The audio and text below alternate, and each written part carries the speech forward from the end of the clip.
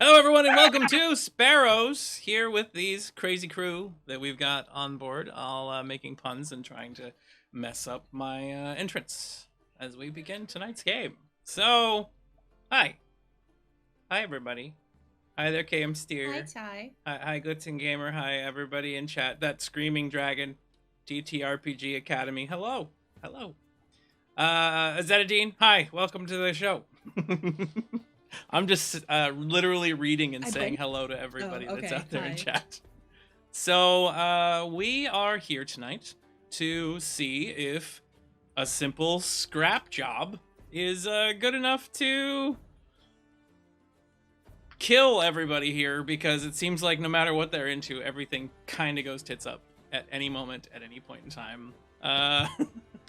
Like a stripper with a big spacer. So we're going to go around the table. We're going to say hello to the audience. We're going to explain who we're playing. And we are going to say what we appreciate about the person to our left. Other than me. Because we're talking about your characters, not the... Because I'm a lot of characters all at once. We're going to start off with a D4 roll to see who goes first. In this case, it's going to be Kai. You are up first tonight. So why don't you go? Who's to your left? I mean, I guess it depends on which left you're talking about, but we'll talk about in Discord here, just because you can all see that rather than online. So your left is going to be Nora. As Life Fae, or as Kai Fae? As Life Fae. What is Life Fae? What does Life Fae respect about Clarion Bell? Life Fae has a deep respect for people that know themselves, and that's a lot of what's been going on with him so far. And he feels like Clarion knows themselves a lot more than most people do. There's a lot of conversations with Clarion involve, and though Life has been a part of most of them, involve how a person can understand themselves and how they are going along into that along that path. And he has a deep respect for that sort of thing, and thinks very highly of the Medica board. Aw, well, that is lovely. So in that vein, we will actually move on to Nora. You are up next, Clarion Bell. What do you respect about your crewmate to your left? I can't tell which one that is because the Discord order is different than the stream order. It would actually be Jackal. Clarion respects Amos's absolute dedication to his post. And this one thing we said, yes. Yeah. And the lengths that he is willing to go to attempt to preserve order on board the ship, as futile as that effort may be. World's biggest and most complicated job ever. Yeah, pretty much. It's a Sisyphean task, and Clarion's got a lot of respect for his just will to keep going. Understandable. Clarion also is having to deal with some of those same tasks as they are currently handling Carrot out in the void at this particular moment. Moving right along, Amos, Jackal. That means you are speaking about what you respect about Red Iron. As Benjamin hides. What's there to say about Red Iron? We need to redo this. What's there to say about Red Iron?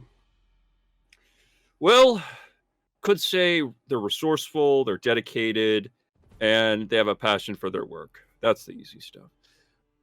Red Iron, as much as I harp on them, is relatively flexible as far as the situation demands. Whether or not they are mentally well, I will say for another time. But the fact remains that they put out their best effort for the crew and for the team, despite popular opinion. Perhaps I am wrong about them, but I'm waiting for the information on that. So that was a lot of loaded statements, I think. It sounded like a eulogy from Red Iron's little brother after decades of bullying. He's just saying his fond farewells. Red Iron, you are up next. And what do you appreciate about Leifei? You know, what can you say about Lei Fei that hasn't already been said about the Zodiac Killer? No, what Red Iron respects about Lei Fei is so to put it into context, I think of the characters on the ship in totality, Lei Fei is the only one to have completely 100% not batted an eye at Red Iron's condition, situation, ability, talent, whatever. And it is specifically Lei Fei's complete unflappable. Oh, God, my brain is Phrasing. full of holes. I am so sorry, stream. Don't mind me. I'm in my own world. It is Lei Fei's complete unflappableness and general non-judgmental demeanor that honestly holds everything together. Because if Lei Fei's cool with it, then it's obviously cool. True. I mean, if he's There, able to be cool. I found my way there. You made it. You made it, and we didn't even have to, hold on too long on the unfappable comment.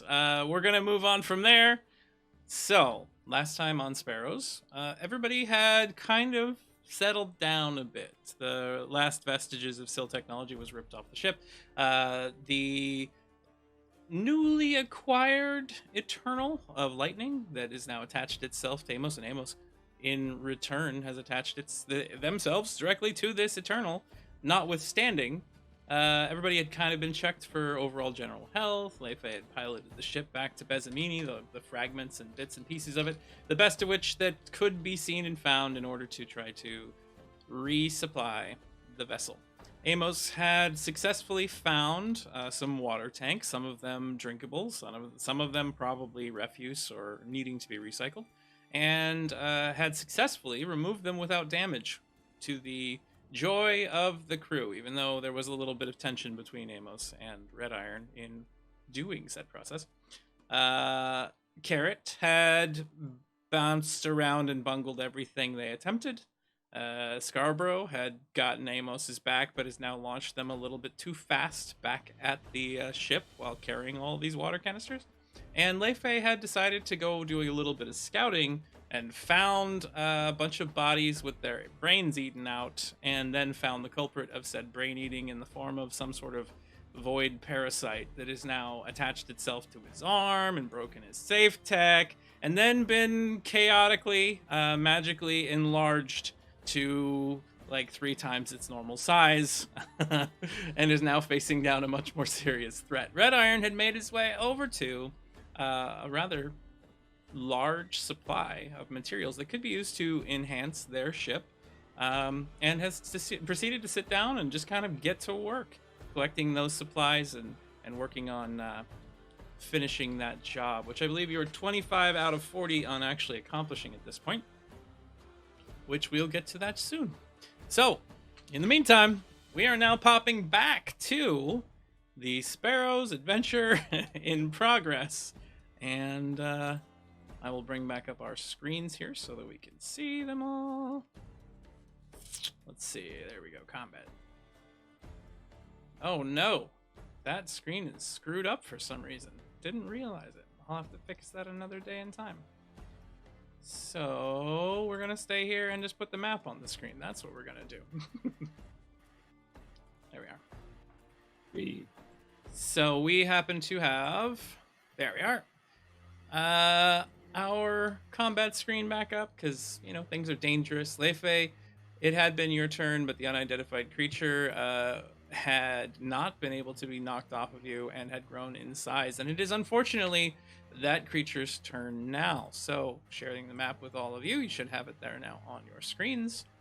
And Lei Fei, you'll now notice a purple tentacly weird crabby type thing with a piercing end right on top of your character. So it had jabbed in, it had fractured your helmet, and now it rears back and tries to climb into your safe tech where your face is. It's a little bigger than it used to be, so maybe that won't quite fit, but it's attempting. And as you have that helmet fractured, you see your atmosphere just, and suddenly you're like feeling your eyeballs being pulled on the because of the void, because of the consumptive nature of space, and your mucous membranes in your nose and your lips are starting to blister. Not great. And now this creature's trying to climb in through your nose or mouth or wherever it can get in, through an eyeball, who knows, and an attack comes your way. I will also state that we did notice that you had missed an ace from previously when you had the opportunity to roll again while using waiting. I will grant you an ace because I am a I'm tired. Benevolent god. There you are. Thank you. Because like I would have us- forgotten again. Also, everybody else should have one more ace, so if you want to add that onto your sheet, I did not do that before the episode began. All right, so the creature has reared up, has struck in, and rolled a 22 to strike you. Leifei, what do you do? I'm gonna, try to parry. Probably a good idea. All right, give us a parry roll, please. Yeah. Now I do have a question for you. Yes. Do you currently have Durandal's blade? Durandals? No, that's bees. Well, yes, but I think you were holding it when Captain Hain came on board the ship and saw that and your gemstone. I think you had it in hand because B was unconscious. It's certainly possible then, yeah. He probably has it on his back somewhere. All right, well, if you brought that with you, I'll move it over to you Certainly. since we're in a dangerous area and currently B is gone. By the way, McSherry will be back next week, but currently is trapped in, oh no, Hawaii, someplace that you can't escape from. Ah! How dare she have fun How dare. without us?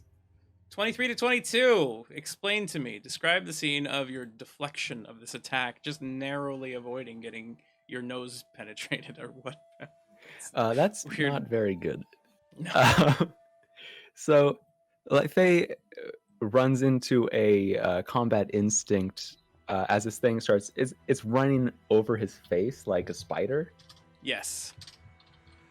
He goes into an immediate combat instinct of swiping off two of its legs, and as it's starting to like clamber over to the side of its head, there's this twist of his arm as a chain link that has been wrapping over it pulls up and pulls his sickle up over the end, knocking it off of his body.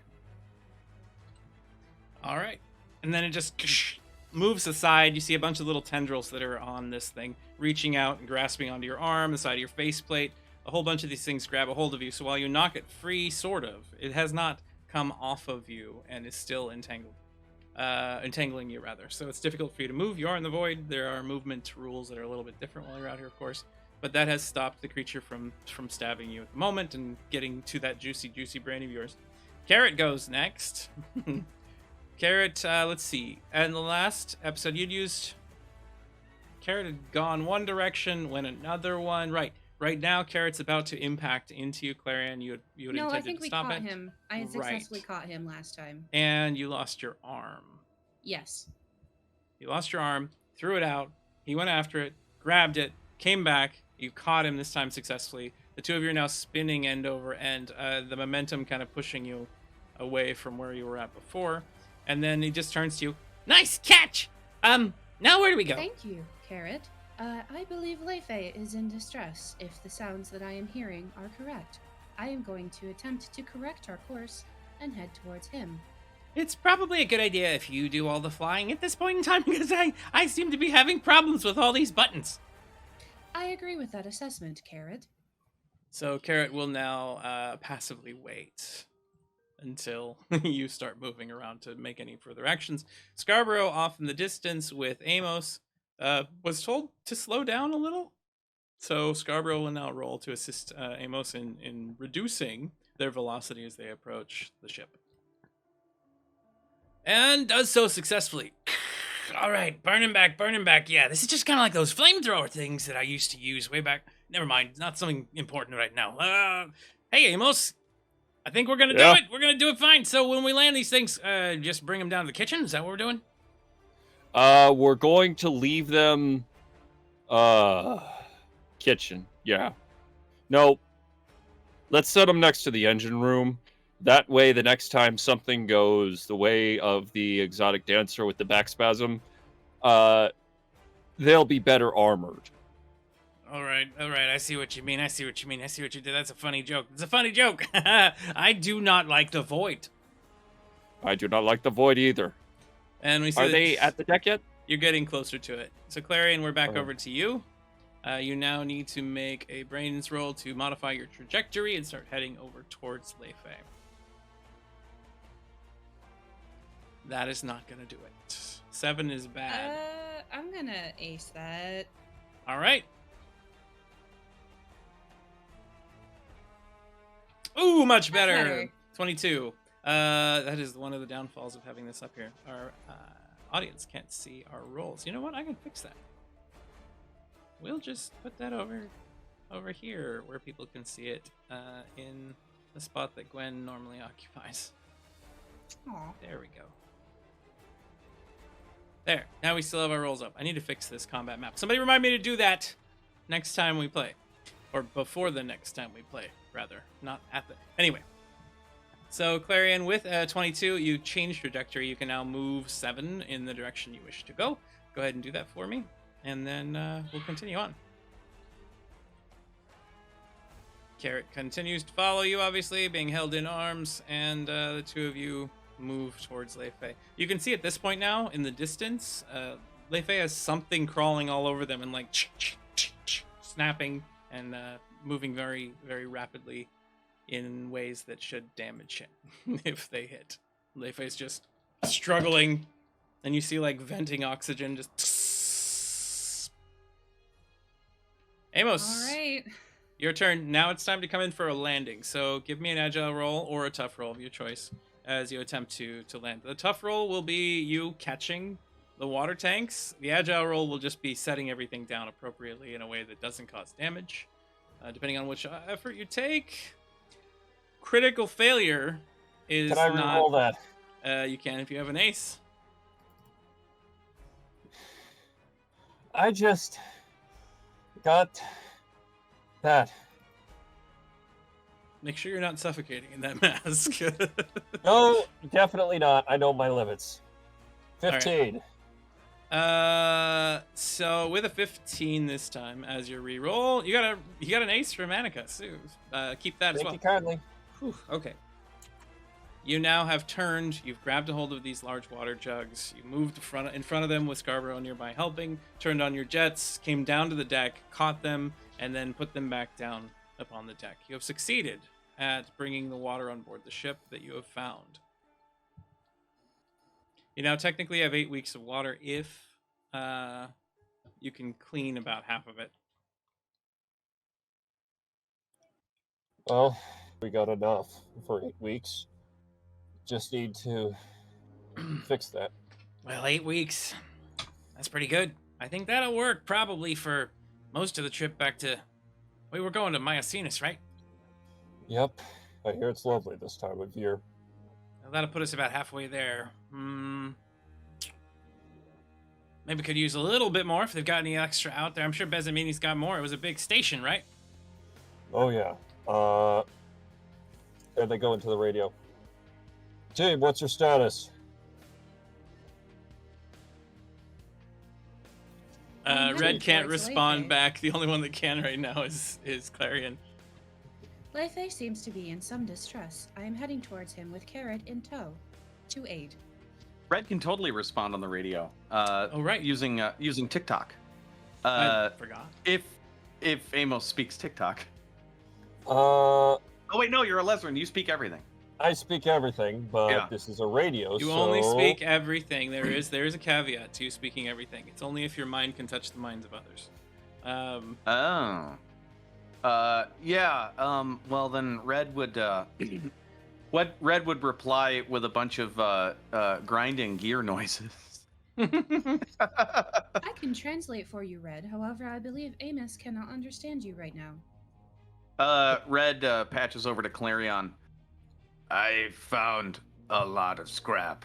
In fact, we can make some modifications to Grandfather. Take your time coming to get me. There's also safe tack over here. And bees. I turned them off, but there are bees. The robot bees. Ah, Yes. the robot. There's lots. Please try to salvage as many as you can. I was Huh? planning to dissect the one in the hole to construct Cullen's a new body, but the more scrap, the better. Anyway, if you, Clarion oh will sorry. transmit the message onward. So Amos, you're aware now that there are bees and what Red Iron is up to after Clarion has responded with that. Muffled screaming noises. The bees All are right. currently disabled and not a threat. Do not be concerned. Red Iron seems to have things under control. No, sorry, stub toe. You can, if you're going to venture deeper, you can use this location as a stopover point. There is safe tech here. What seems to be the problem with Leifei? Some sort of void creature, if I were to hazard a guess. All right. I'm gonna assist with this, unless, of course, you think otherwise. Yes, the more assistance, the better. He will need another oxygen canister if you are able to grab one from the ship. Scarborough, Yep. grab the spare. Get my tank from under the hammock. I'll go grab the other one. Bear back. And you see him just start bolting down the stairwell. The one with the tile marks on it. So, as you attempt to gather supplies necessary to resupply Leifei with oxygen, we now move to Red Iron. Red Iron, you were interrupted temporarily, but you're still working on scavenging these supplies, cutting loose what needs to be cut loose, and working in the area. If you can give me another brains roll as you attempt to continue doing the work.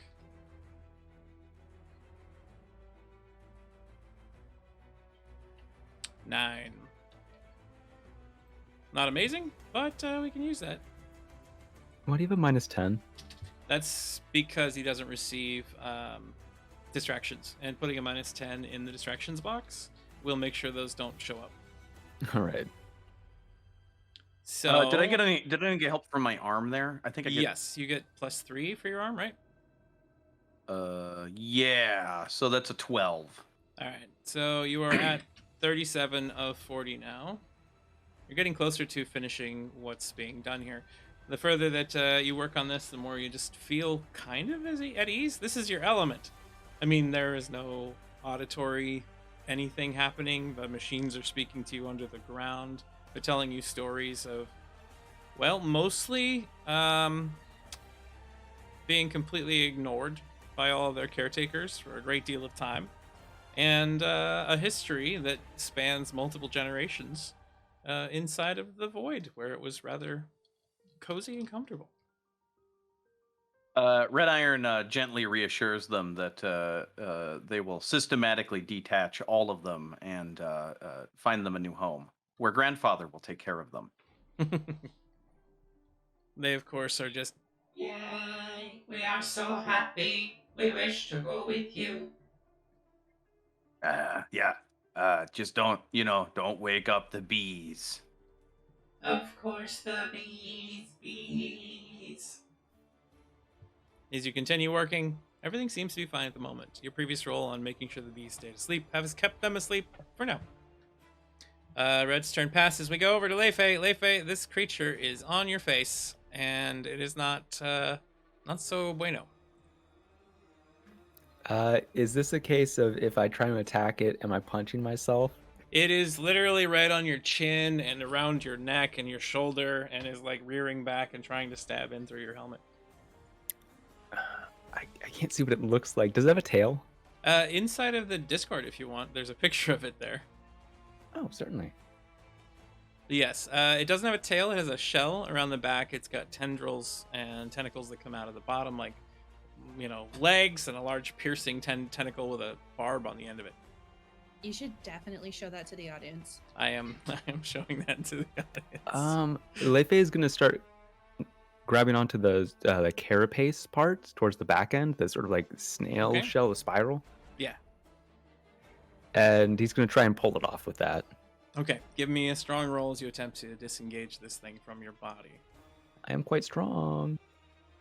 The opponent gets a 23. I will get a 15. You start pulling on it, but unfortunately this thing is rolling like crazy. And it's remaining on your face. You have one standard action left. Magic did not work last time because it made it bigger and stronger. Leifei is going to hit his face into the rock below. You just try to smash it into the stone. Certainly. All right, give me an attack roll. Just your agile, and we'll see if this thing is able to be hit. 16. I'm gonna say that is a surprising maneuver, and it's not like it can dodge very far without letting go of your face, which this thing does not wish to do. So it got a 15, and you're able to smack it into the stone. So now you need to roll for damage. In this case, it's an improvised weapon. You're gonna be doing strong plus a d6.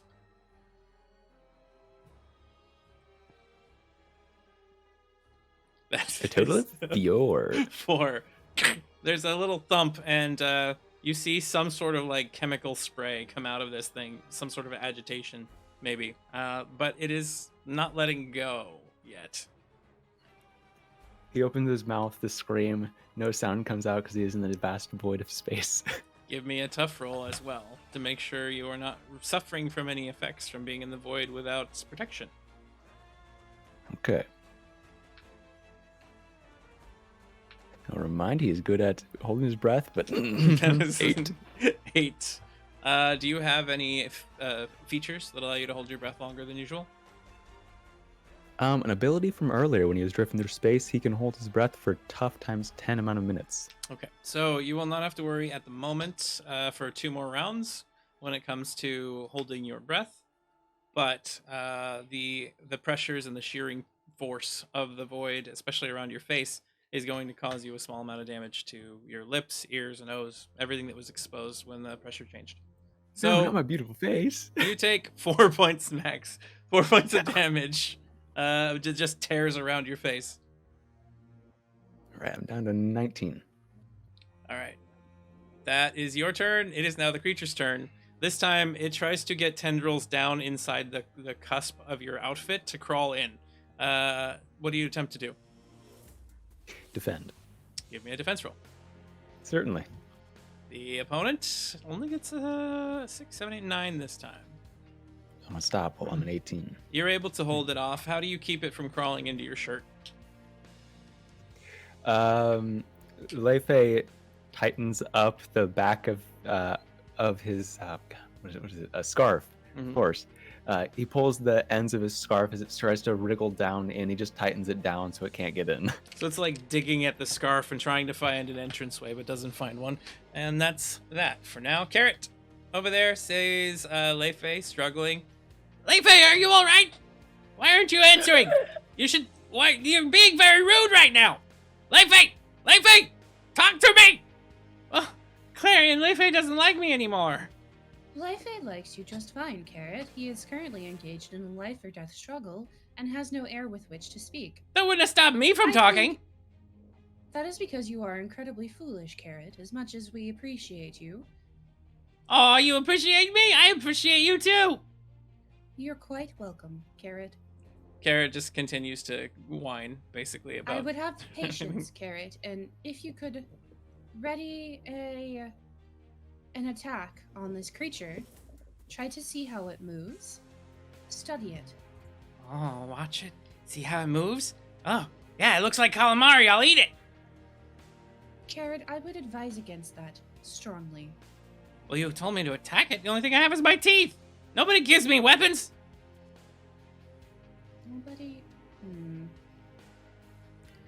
I think that is for the best, Carrot. Excellent, then. It's a plan. Get me in close and I'll bite. And Scarborough rushes up the staircase, holding onto another piece of safe tech. Here's that one you were talking about there, Amos. The one with a tile symbol on it. There you go. Why do you have this, anyway?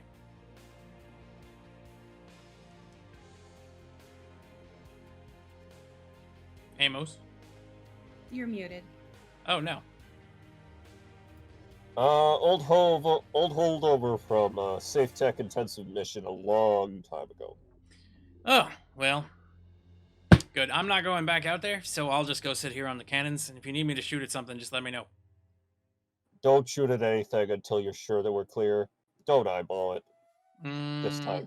I would measure. I would make sure that the angle and trajectory was correct. What are you thinking I'm gonna be doing here, Amos? Firing when you're in danger? Obvious danger? I only did that when you were on the station, not that you're outside floating around in the debris. Points to the still very Lesrin skid mark along the deck, stopping abruptly where a fresh set of welds has been made. Oh yeah, well that... It doesn't matter. Here, take this thing, go save your friend. Leifei. He can't help himself. I got no respect for that. We'll talk later about that. Well, yeah, I figured we'd talk later. We wouldn't be talking right now. That would be ridiculous. And Amos sets the giant air tank in the safe tech on their back and just takes off with a leap for Leifei. Amos jumps back out into the void. I'll put you on the map here, and you can start moving from that position. So you are right here, where you started coming out from the ship, and you can move 6 in any direction you wish at this point in time.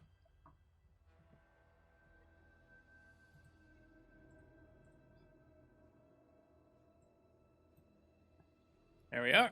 And you start floating in the direction of Leifei. Clarion, you're up. You can move 8 now. Okie dokie.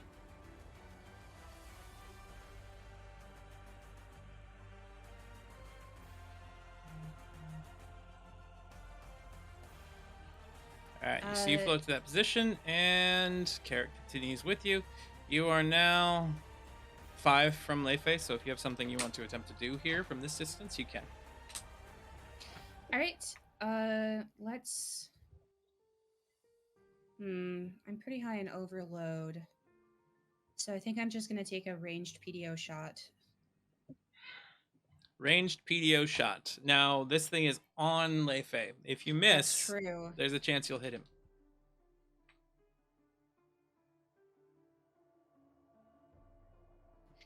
Can I try and see what it might be vulnerable to? You can attempt to scan it, but from this distance, it's pretty far away. So you can use Aware to do so. Okay. Alright. Go ahead and give me an Aware roll.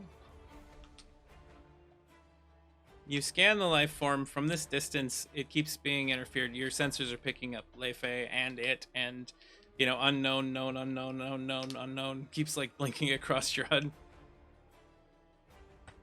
I see. Well.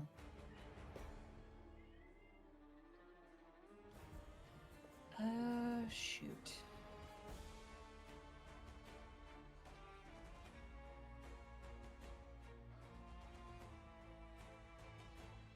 If you wish to use the rest of your action considering what you might have available to you, you could see if inside of your lexicon of knowledge, if you know anything about void creatures in general, and you could roll brains. Could I use my electronic? No, that would also activate. Part about creatures. What was that? I didn't hear you cut out for me. I was looking at my electronic wrist thingamajig, but I decided against it. So yeah, let's try and figure out if Clarion knows anything about void creatures. All right, give me a brains roll, and we'll see how much you know. Oof. Not a lot. Not a lot. So that is definitely an unknown entity. To the best of your knowledge, not many things can survive in the void, and most of the species that might be out here are often unknown entities, but there is an ace provided to you by Agilmech. So Stratful, trying to get in the good graces with the new crew here for when he shows up. Ah, that's that worse. Was worse. Well, with Thank that, you, though. I appreciate it. with that, it doesn't make sense to you how anything would survive out here at all. So that's all that's in your mind at the moment. Does not compute. Maybe I'll need to take samples. That's probably a good idea. All right. Clarion's turn is over, and we move over to Red Iron at this point in time. Red, you're still working on this. This is now your third turn, so roughly 15 minutes of working on it. You're starting to recognize that there are, as you're taking some of these pieces and parts off, and you've been very meticulous in doing so, that there is a series of wiring that is designed to trigger security if too much damage is caused to the station. You now have to overcome that to avoid waking up the bees again. Not the bees. Not the bees. So how do you attempt to resolve that issue? You can either just break some of the security measures inside of here, or you can attempt to bypass them using your technical knowledge of mechanics. Yeah, Red is just going to reconfigure the wiring to create a closed loop that constantly sends an all clear signal. Excellent decision. Give me a this would just be a brains roll for tinkering, but the target's going to be 16 or higher in order to do this with what you've got. Come on, brain. Be very smart. Oh, 24. Very good quality brain I have there. You have a very good quality brain, Red This is Iron, the best and brain. you've created a closed circuit that is looping an all clear signal back to the security over and over and over again. That will remain in place indefinitely until the circumstances surrounding the bees change. So now you can make another brains roll to see if you finish pulling off the pieces and parts. What is usable? What is not? That is a critical failure. Ace! That's a good way to say that. 12, not a hell of a lot better, but that puts you just over the edge. So at this point, you have gathered together all of the bits, pieces of scrap, and what say you that you wish to have. When it came to what was available to you, had you did have to choose, or you will have to choose at this point, what you had been gathering for. There was 3 different upgrades that you could put together, but you couldn't grab enough to do all of them or anything like that. You had to take apart certain pieces of this in a way that would damage others, things like that. So were you working on collecting the hull upgrade, the RAM upgrade, or the engine room plating? Engine room plating protects the engine room, right? From like damage? Yes. So every single vessel in Aether and Steamworks has hard points or hard targets that can cause problems if they are destroyed, such as your engine, such as shielding, such as life support systems, that kind of thing. This gives you additional defenses just in that area if it ever gets hit. Doesn't protect from insurrection from the inside, though. No, it's not designed for... I think Red acknowledging that the poor Archimedes hull has just been through it. Like the entire front half of the Archimedes looks like a wall of scrap from Fallout. It does. I think Red's going for the hull upgrade. All right, so amongst this scrap and pieces of metal that you have here, most of what you have is thin plating, thin sheets of metal and plating that you can use to help work on the hull, as well as all the necessary components that you would need to kind of weld it together. So there's a large pile of scrap here now in front of you. How do you intend to act from this point? Red straps them down. Actually, they assemble them in a nice tidy pile, right there, just like, and then straps them down and anchors them to the remains of the Bezamini. Okay. And then starts heading over to the edge towards Island 7. Okay, so you're going to move in that direction. Can you move your character over in that direction for me? Yeah. And Third Arm will stick with you, obviously. So you walk just to the edge of the island, and you look out towards 7. If you roll an aware roll, I can tell you what you can see from that position. Excellent. I'm very good at aware rolls. Of course, that's my strongest ability. Come on, 20. All right, not bad. An 11. With an 11, you see that this section of the outpost is flipping and spinning very rapidly. It might be difficult to land on appropriately. TTRPG Academy, thank you for the sub bomb. We appreciate that. Holy crap! Happy September. What? So looking at that off in the distance, you can tell that there is a lot of mechanical equipment there. You think you see maybe something related to an atmospheric generator that's just floating and spinning. So part of what was being used to actually keep Bezamini safe. Any evidence of water? You did not roll high enough to see anything else, unfortunately. Okay. All right. All right, Valid. that's Leifei. It's your turn. This creature has been held at bay, but it is still trying to get into your suit. Is it at bay enough to try and strike it?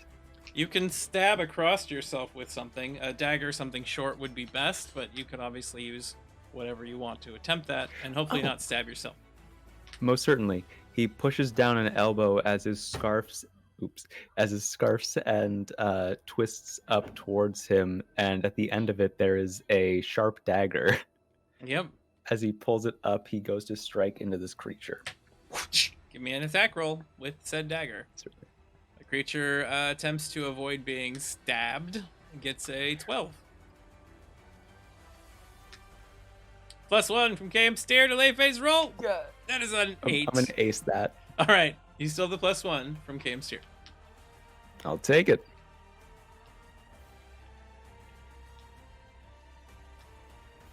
And here we are. Oh, that was so close to a nat 20. That is a 6. The dice gods are very upset with you, Leifei. Am I not goaded? What have you been doing, Kai, that has made these dice gods hate you so much? There's an ace provided by Agile Mech. Leifei can roll again. I'll take it. Here we are. One more chance. Ooh, 22. This one hits. You stab into the side of it. Go ahead and roll for damage for me. 9 points of damage. That one's pretty good. Purplish black ichor splatters across you. It's a little bit warmer than you would have anticipated. And the creature kind of screeches out, this time releasing from you and floating back in the void just a little bit. It is no longer attached to you. You are no longer entangled. But it's not over yet. That is one of your standard actions. You have another one remaining. Can I use a second to attack? Yes, you No, can. wait. I'm gonna leave. All right. Duh. So your feet are near the platform. You could launch yourself off using that. Yeah, he kicks off. All right, go ahead and give me a movement action. You can move up to 5, or I guess, yeah, you're not using jets at the moment. You couldn't. So you can move up to 5 away in any direction you wish. He'll go that way. I don't think he knows Clarion's coming yet, so he's just gonna kick off the way he came. So you've leapt off just backwards away from this thing. You see it just floating, its tendrils kind of flailing in the void. And you need to make another tough roll as you are still exposed to the void, and it could be damaging your eyeballs. That'll be a total of 10. Leifei, until you receive medical aid, you have now become blinded. Okay. As you're sitting there and you're just feeling this intense, painful sensation, your vision just goes white, very bright flash, and then everything's black. Unfortunately, you are not feeling so great with that. The creature itself, seeing you move away, its lunch escaping, kind of floats down to the ground and pushes off, launching itself towards you again. Where it then strikes at you once more with that tentacle. No. Don't like that. Give us a roll of some kind.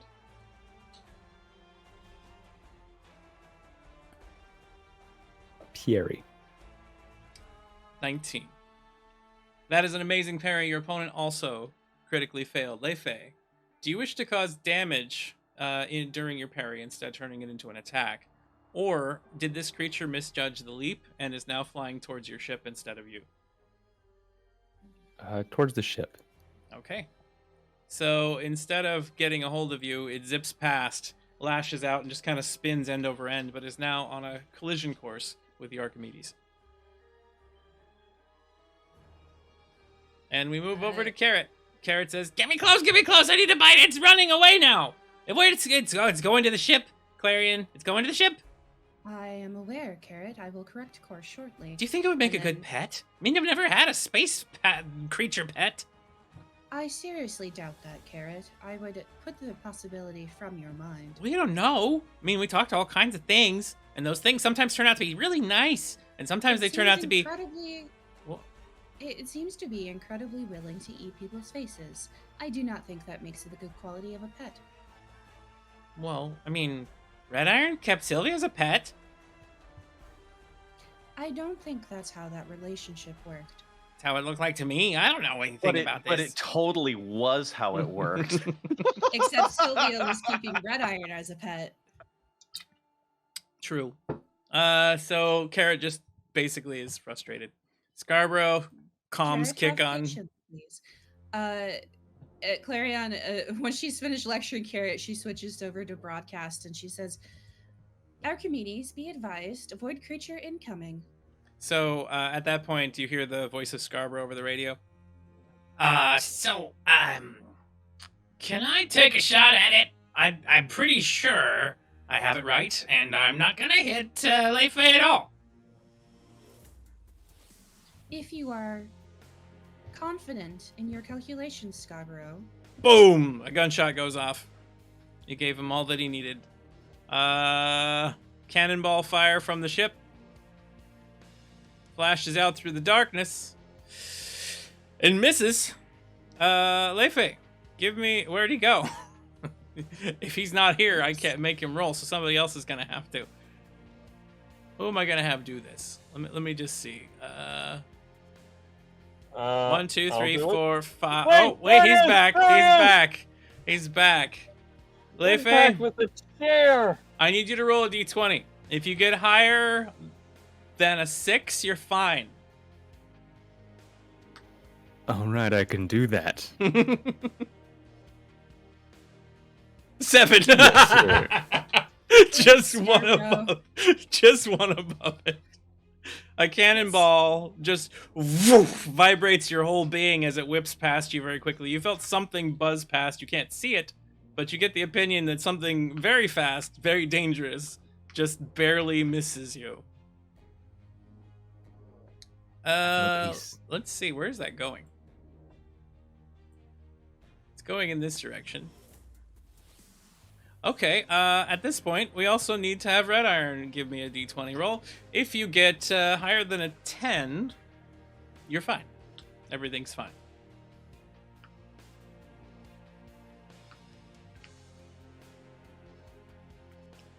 How do I just roll a d20? I don't see the dice. Dice Oh, there should it be is. down in the Jiminy bottom Christmas, left. I found it. I'm so sorry. It's all good. Hey, roll. Oh, yeah, you're fine. So where you're sitting at, you just see a flash of silver as the cannonball is kind of reflected in the lights as it just zips past. Pretty close to that spinning asteroid, whatever you want to call it, at 7. It would have smashed into it, possibly destroying it all. But it missed. And we have a redemption. The void creature flying to the spaceship has collided with some leftover Guilebuck stored coffee that has been floating in space. The unknown chemical qualities of the void making a chain reaction with the coffee and making it even bigger. So in the distance, we see that void creature grow twice in size again. Hey, that makes it a bigger target for Scarborough. That's true. That is true. But as this thing is now careening towards your ship, Amos, you are currently in the line of fire a little bit for this thing. So, Clarion, you are up. Okay, well, if I have a clear shot, I'm gonna take it. Clear shot is subjective, but because it's such a large target, you should be fine. Unless you roll very, very low. Yo, if it keeps getting bigger, there's our space kraken fight. Yes, it's turning into your space kraken fight a little bit at a time. All right, with a 19, that is a great roll. You're not going to have to worry about hitting Leifei or anything like that. The opponent gets a 20. With that shot, you're going to miss. It's going to be deflected off of this thing's hard exoskeleton. Or leathery exoskeleton, whatever it is that it has. Well, a vamping for time on a +1, anybody?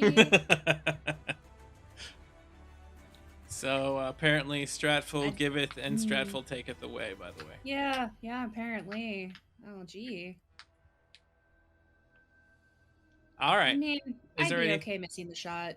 All right. Shot goes off, misses, and Oh, he give it. There's the +1. they did. He gave you the +1, allowing you to strike. All right. It takes a hit. Go ahead and roll damage for me. 9 points. Not bad. KMCR also provides Clarion a +1 to the next roll made. So you are still moving. Do you attempt to change your trajectory, or are you going to fly towards 5 Yes, further? I need to intercept Leifei and get him under the whole attention. All right, so changing your trajectory, and this means you only move 4. So go ahead and move yourself 4. You're able to get right next to Leifei, but you don't have any other actions remaining at the moment with which to help him with. So you took a shot, hit the large creature, turned everything around, and moved over. Leifei is now there. You can see that he's got little striations and red lines that are tearing at his eyes. The void has not been kind to poor Leifei. Amos, you're up next. Massive creature is hurtling towards you in the void. Amos, can they see Leifei in the distance with Clarion? Give me one moment here. You can, yes. Okay, so we have a giant space monster and a crewman down. Amos is the only one with the equipment, so yeet. All right, so how are you going to do this? You know how they take artillery shells and they just boom, palm it straight into the assembly? Yes. They're going to strap the mask to the oxygen tank, aim at Leifei, and send it just like that, like a javelin. Give me an aware roll as you attempt to launch this thing towards Leifei. 2. That is a 4. You're gonna. That is an ace, actually. You can ace that. All right. This is one of those times where you burn aces. Probably a good idea. Sanctum Cosplays provides Amos a +1 to the next roll. Go ahead and give us your Thank roll you. with a +1. That is an 11. 12. 12, yes, with the +1. So with a 12, it will go in that general direction, but somebody might need to catch it rather than it just smacking into Leifei. Amos, you continue moving with momentum. You are now moving 8, so tell me where you go. Intercept. But can I take a free action and shout for Clarion to catch the air? Yes, you're close enough to shout that out now. So. My hand is full. Carrot, could you try to catch it? Yeah, I can catch things. Annika has provided. You were very good at. Uh-oh. Amos has gained another ace, by the way. Thank you. But Nora, you have temporarily disconnected. I'm sorry about that. Temporarily. What? I still see Nora. You had, for me, you had stopped speaking okay. part of the way through. Carrot, you were very good at fetch just now. I'm sure you could catch just fine. I could do that. I just need to have a hand available. And he, gets ready to throw your arm. Oh, no.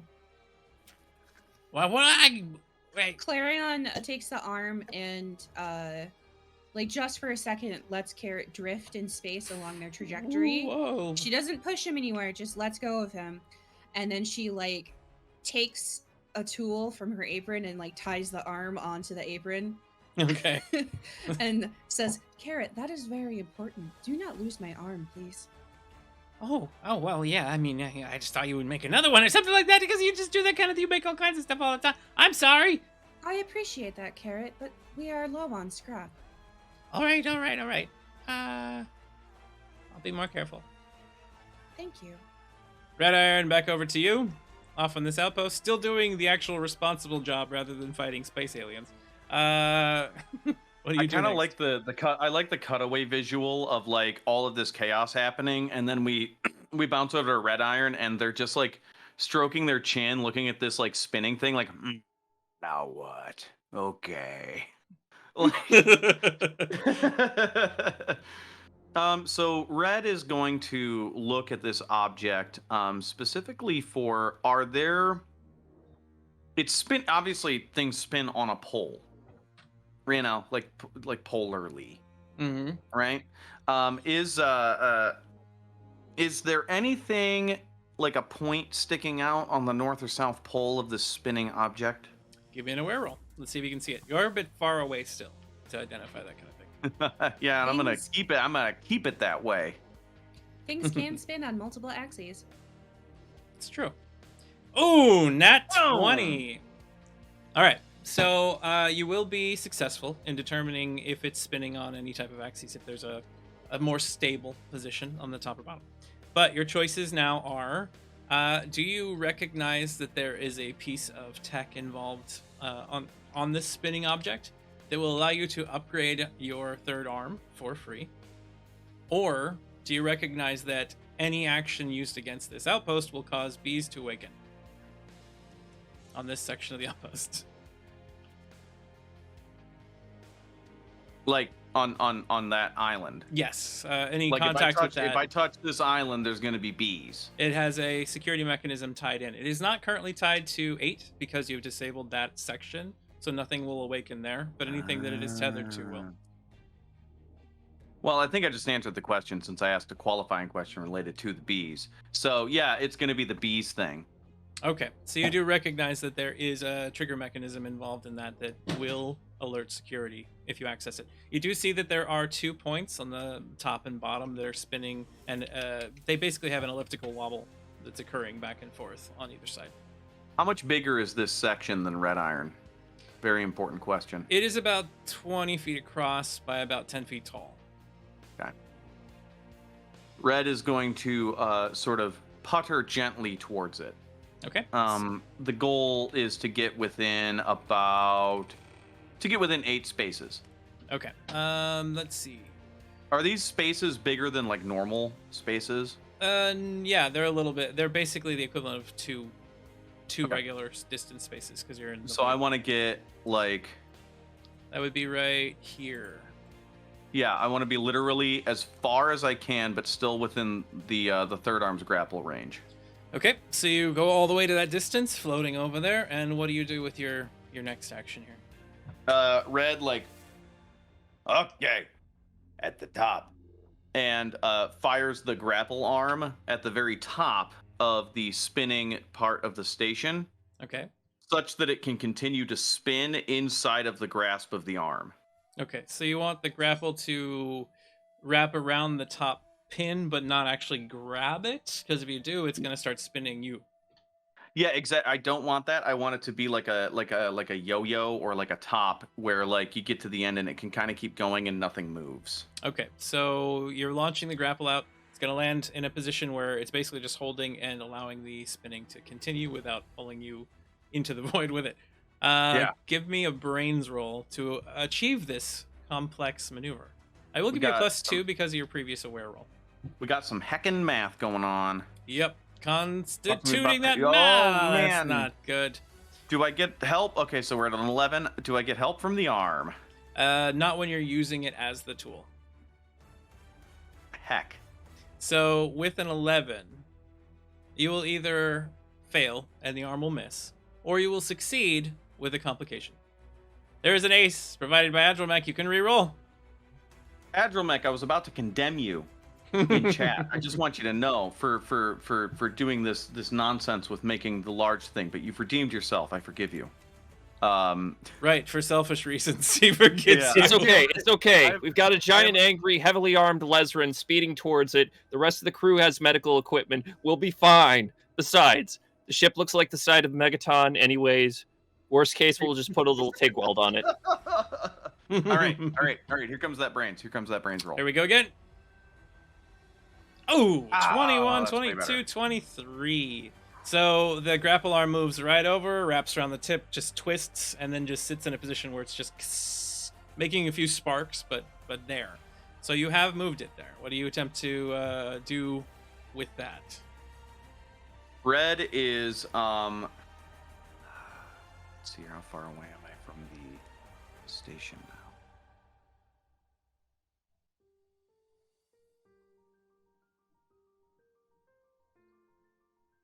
Red wants to attempt to use some like on hand something or other. Let me think here. And just sort of like Red wants to float back to Island 8 Okay. while still having control over the arm. So maybe like a length of rope or something. I'm not sure what I have in my inventory, but from like my Tinkerer's kit, even some wire would do it. There is wire in your Tinker's kit. There's a spool of about 20 foot of copper wire, thin, Yeah. typically use, but it's not incredibly strong. You don't seem to have any other wire on board. You do have a leather or cloth maintenance kit, but you've got sewing thread in there. Yeah, that's tiny. Yeah. Well, basically, I mean, it actually doesn't. It's the plan isn't going to take a whole lot. I just need the arm to stay in one place and the hook to stay in one place, and Red to be able to float back over to 8. I'm trying to solve a physics puzzle here. Got some portal ass Half-Life mess going on. Yes, if you attach the copper wiring to the arm, you could help stabilize it as you drifted backwards and hold on to that. It's not going to take a lot of force to do that because there's not a lot of pressure that the arm is currently under. Yeah, that's why I wanted to keep the pressure to a minimum. This is a delicate thread that I'm balancing. Yes. Give me an agile roll, and as long as you get higher than a 2, you should be fine. Thanks for guaranteeing I roll a 1 here. Ooh. All right. Hey, all right. Not a great roll, but you are doing something that isn't incredibly difficult at the moment. Nothing else is moving. Things are pretty stationary in the void. All you have to do is just not yank on this wire, and you're fine. So you proceed to start heading back towards 8, while your third arm is sitting there in the void, and you are moving in the opposite direction. And that is your turn for now. Leifei, we're back to you. You are blinded. You happen to be able to feel allies nearby, but that's it. What are you attempting to do right now? He attempts to turn on his safe tech, realizes it doesn't work, and starts just sort of like fumbling around to try and figure out who he's on, or if it's somebody he doesn't know. Okay. Give me a tough roll first, because this is the end of the second round, or this is the beginning of the third round, rather, and you now have to contend with being unable to breathe. Certainly. Nat 20. Leifei, do we discover that you are far tougher than you've been in the past, giving you +1 permanent tough? Or do you recognize and sense who's nearby and find that you're able to see for some reason, even without eyes? Kitty. There's a cat. I need to move it outside. I'll be right back. That's a pretty hard decision. That's a very cute meow, though. Yo, take the tough, bro. Just Mano a mano, take the tough. got to. Yeah. I'll take the tough. Seeing without seeing is nice, but yeah, I'll take the tough, Ty. All right, so your character permanently gains 1 more tough. You can put that on the sheet, or I can do that for you here real quick. Oh my god, I'm a legend. So you are a very tough individual. You're able to hold your breath this round without any complications. I'm going to say with a nat 20, you actually have 2 more rounds of breath without an issue. Holding it like you're some sort of Olympic diver at the bottom of the ocean and really in need of not being suffocated. You find yourself holding your breath incredibly well, and you can now sense individuals nearby. You do feel Carrot's presence. You feel that large creature nearby, but you're unable to determine that Clarion is nearby because you don't have a way to sense inorganic material. He's gonna move towards Clarion, or towards Carrot. Okay, give me He an doesn't know agile who roll. Clarion is. Gonna do an agile roll to see if you can get your little safe tech to work and move you in that direction. Nice, the 20. Suddenly, Leifei just turns and jets into you. Give me a way that you attempt to catch him. What approach do you wish to use, Clarion?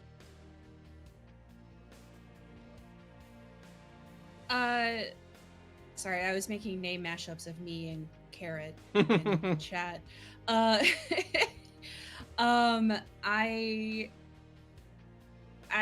would like to firmly hold Carrot in my good arm and just aim him at Leifei.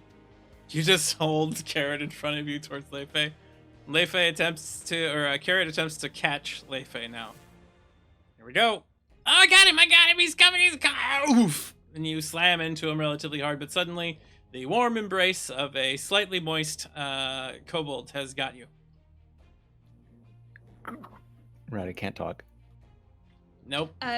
Clarion interfaces with Leife's safe tech, and if his earpiece, well, no, it wouldn't transmit sound because there's no air inside his helmet. So,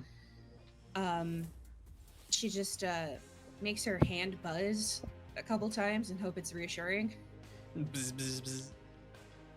I love bees. I love bees. And that's Leife. You've been caught by the other two. You're still holding your breath. The giant creature proceeds to continue on its pathway towards the ship. It's about to collide with Amos. Amos, what do you do as this massive thing is coming towards you? I mean, as far as they're concerned, their primary goal is to make sure that Leife gets the medical supplies necessary. The replacement mask, the emergency air. So, and that's been done, as I assume. It's on its way. Carrot still has to catch it on his turn, but currently he's caught Leife, so hands being full, it might be a little more complicated than initially intended. All right. Do I see any sort of inherent weakness to this? Give me an aware roll, as you will appraise it with battle-hardened eyes. With a 19. That's a 19. You can see that this thing has been obviously expanded in size. It has been grown very fast. And as such, it had received a couple of knife wounds earlier, a couple of little injuries here and there that have extended and become larger as well. So it has a couple of sections of its torso that have rather large punctures in them. You believe that concentrating an attack somewhere towards those will be more effective. Going to use the bladed edge of the shield, and I am going to punch into one of those areas. So Amos grabs a hold of his massive great shield and spins the end of it like a punch, like a fist, straight into this enemy. Give us an attack roll. Rolling accuracy. Yes, sir. The opponent is large and not in charge and is hit. Go ahead and give us damage. Oh, it's not punch damage you're using. This would be shield damage. Hold on, I'll put that on your sheet. There we are. There's that, and you're strong. There you go. You can go ahead and roll the shield damage now. 11 points of damage. You slam into this thing, hitting a weak spot within it. Amos, what does it look like as you just destroy this thing, cutting it in half with your shield? Amos is going to go javelin skinny and just wait until the last possible moment. Grab the shield and round back. They're going to grab onto the opening and just haymaker through it. Black and purple ichor splatters all around. The shield busts out one other side, the shell fragmenting and cracking. And then the creature, sawn nearly entirely in half, just flips end over end through the void and starts moving around the ship. It's not dead, is it? Give me an aware roll.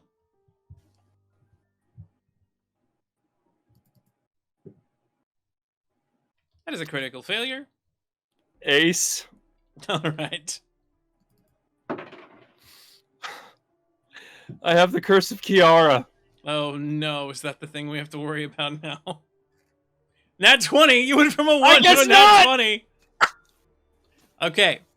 Amos, are you now aware of the way to fight void creatures, enhancing your damage against them in the future? Or do you recognize that this creature seems to be full of babies that are now spraying across the ship? I'm going to go with... because this is Amos. Let me pencil this out if you'll give me a moment. Amos is more concerned with the security of the ship, so they're going to be looking at it to see how it responds to this attack. That would mean they're trying to see if it's still alive. Gonna go with the void damage. All right. So you are able to see that it is not alive. You can see black ichor and little bits and pieces of it floating off into the void that are difficult to recognize. But now you are aware of the ability that you have to fight void creatures. That gives you an extra +3 to all damage versus them. All right, and we're gonna ignore the fact that there is teeny tiny itty bitty little babies spilling all over the ship like a storm of crabs. Yeah.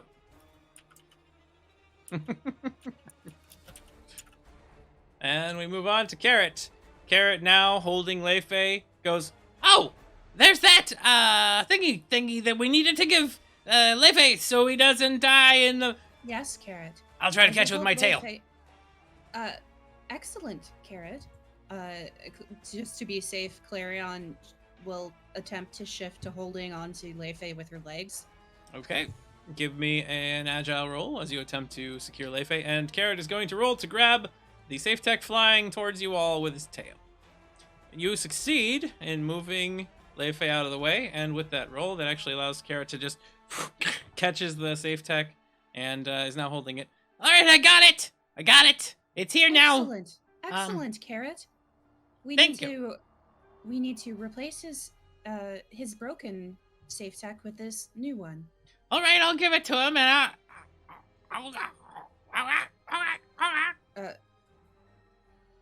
You see the light what? on Carrot's safe tech now flashing empty.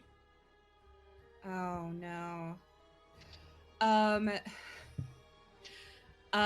Clarion would like to say, Carrot, hold on to me. And then with the Leifei safe tech, try to jet towards the ship and try to apply the safe tech to Leifei at the same time. With one arm. Yeah. All right. Holding on to Leifei with her legs, having Carrot clutching onto her waist. Now you're starting to see why Red Iron keeps the third arm around, I think. Yeah. Just an extra one. Give me an agile roll as you attempt to manage all of these things. Nice. With a 15, you're able to put the safe tech over Leifei's face. There's now Leifei attempts to defend themselves against this unknown entity. Give me a brains roll, Leifei, as you attempt to see what's going on. Certainly. All right, so you freak out for a split second, but then you realize that there's air being shoved into your face. Totally fine. Won't attack you. And now you can start moving back towards the ship. You can move 6. Okie dokie.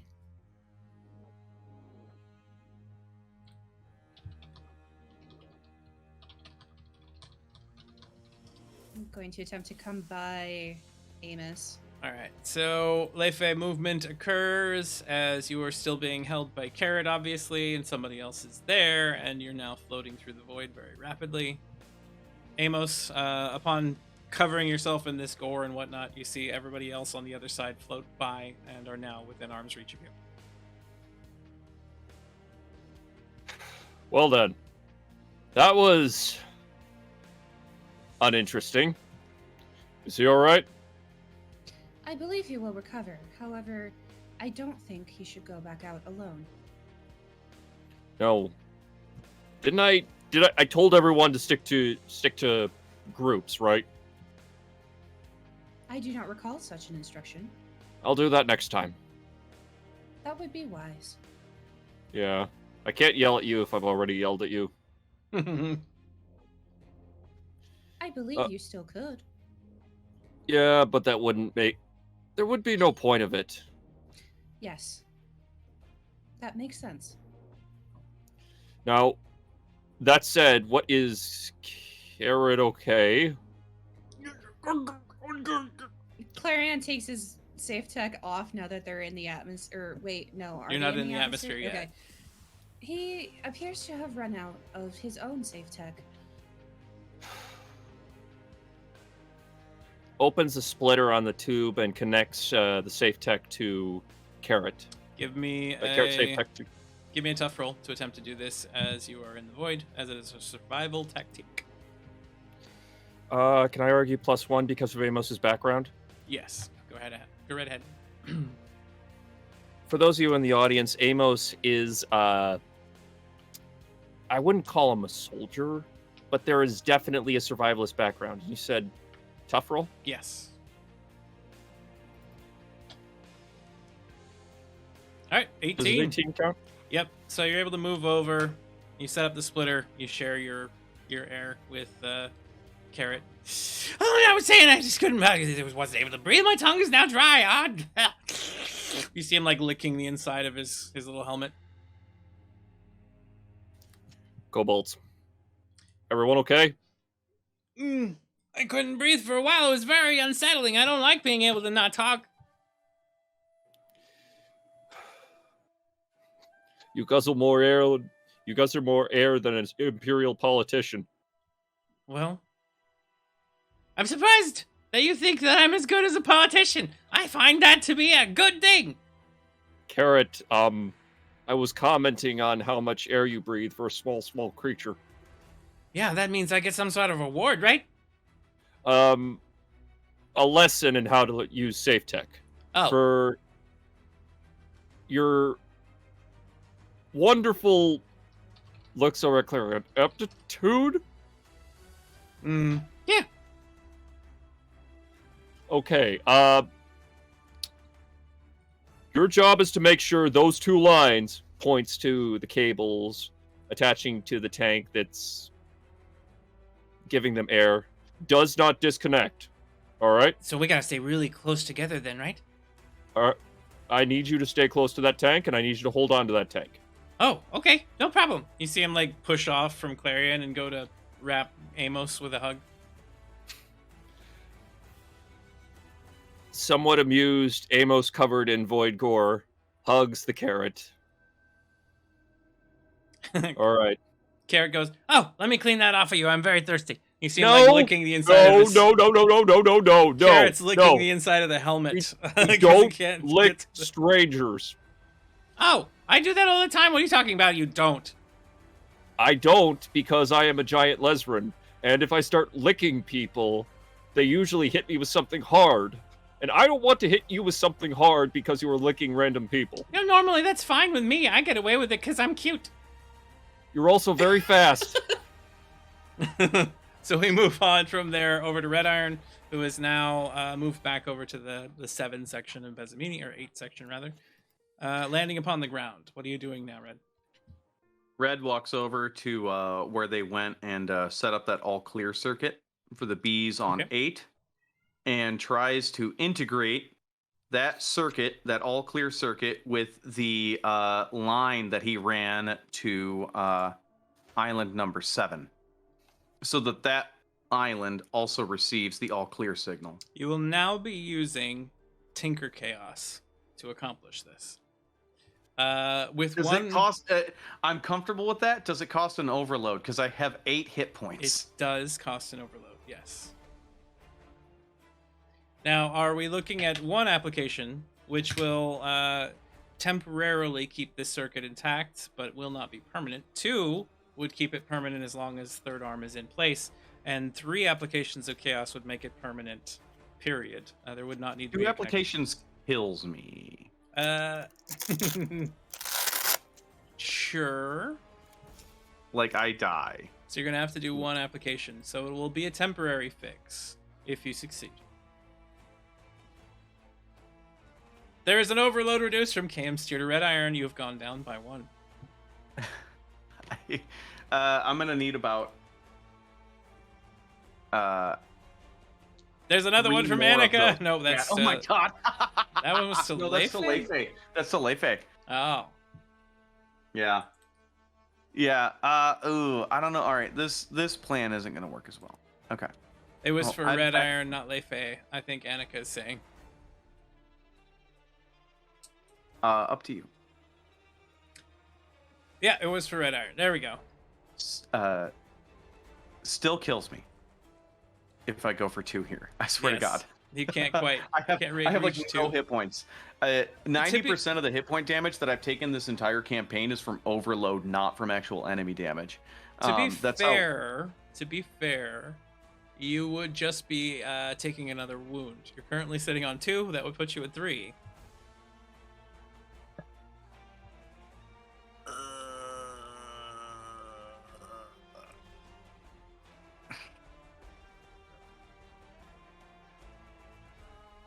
Taking that wound, boy.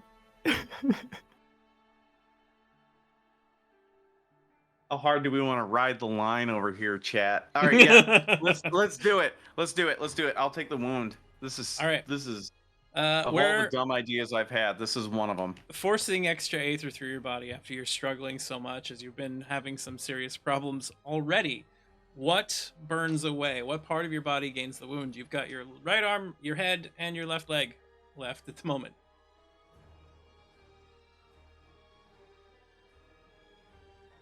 There's another overload reduced from Annika. Wait a minute. I thought Red Iron was trying to self-immolate. No. Not yet. That's usually Red Iron's speed, yeah. That would let you do it. it without taking the wound, I think. Yeah, because you're at your limit. Yeah, now, then I have so 4 hit points. it would be 3 total damage. So you'd be at 5. Oh, it would be 3 total damage. Yeah, all right, I'll go down to 5. All right, God, there we this go. is so stupid. All right, here we go. I'm gonna die. All right. Yeah. So yeah, I'll just take the 3 damage. Okay then. Now you're going to be making a brains roll. Oh, there's a cure heavy wounds to Red Iron. In this moment of inspiration, you are seriously in need of assistance, and for some reason, the Eternals in the Void whisper their thanks for keeping all of these little bits and pieces of metal shrapnel safe and bringing them into the fold rather than drifting aimlessly in the void. You gain back 11 health. All right. Now we're in business. Because of that, I'm going for 3. 3 does require you get higher than a natural 15 to be successful. Are Is you it a brains sure? roll or a magical roll? It is a brains roll. Yeah, let's do it. Let's We're We're go going for for a 3 applications of chaos roll. This could be great. It could be horrifying. We'll see what's about to happen. Give us a brains roll. Get higher than a natural 15 to avoid chaos. it. I'm not even gonna look. I'm just gonna listen for the reactions. Okay. 12. Chaos is about to be upon us, everyone. Oh, it's got to be a natural. It has to be no. above a natural, yes. Oh heck. All right. Well, here we go. All right. You do have your compassion if you're wanting to argue that, or we can just go ahead and do this magical thing now. I don't think compassion applies here. This is definitely not that. Yeah. All right. Here you go, Red. Chaos table has popped up. We'll see what occurs. It could still be beneficial. It could be. Oh, there's an ace provided by Annika. It says Red Iron. Why not? Annika, what are you? Thanks. Okay. Spending a lot of points on you, I think, is what happened. I know. I feel like I should buy you dinner. You know, I think she likes you. Here we go. Here we go. All right. There's the roll again, and way worse. Way worse. All right, I'm taking the chaos. We're doing Okay. it. Here we go. Do I roll 1d100? Sorry. I should have shared with you the chaotic I see that. Oh, I Aether just table pressed. roll. Just button. press the button. Yep. there Oh you go. God! Just I hit the it once. too many times. It'll be the top one. The ability causes the caster to believe they are being controlled by some being that determines all their actions for the next 24 hours. The meta information allowed the caster to have information on that being that is controlling them is aware of, even if the character would not be. Red Iron is aware that Benjamin is playing their existence. Anything that you know, Benjamin, Red Iron now knows. Wait, are you shitting me? No, I am not shitting you. Wow. Welcome to Aether and Steamworks. How does Red Iron react to this, realizing that there is some greater deity controlling them? Oh God. Oh no. Oh no. This causes a feedback loop. Oh no. Because Red Iron knows what I know, and I know that Red Iron was manipulated by Sylvia already, and Red Iron knows that he shouldn't allow himself to get manipulated, but I know that Red Iron knows that that was a farce. Oh no. Oh, this is oh my.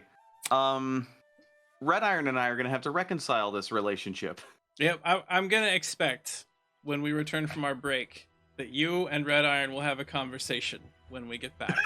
So everybody, we're going to fade to black. We will return in about 10 minutes. And thank you very much for watching. Hope you've been enjoying yourselves. This has been Sparrows. So see you all in just a moment, everyone. Wow.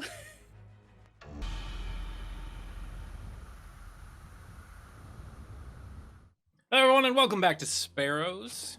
I'm sure all of us are dying to see what happens next on this crazy show, but we're going to be finding out what occurs with Leifei right now. Distance, you have a mask over your face, you can breathe, you're hearing everyone speaking around you, of course. What are you doing at this moment, Leifei, with everyone else? I'll actually have all of you go together because you're all in the same area right now. Are we floating gently towards the ship, or we've landed on it? You're floating towards it gently at the moment.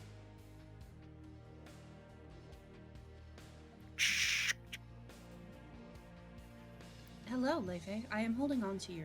I will guide you towards the ship. Oh, you're the one that found me. Carrot and I did, yes. Thank you. My eyes are still they run bloody. He puts a hand on his helmet. Then I would advise against sending you back out. Is he awake? Yes, he is conscious.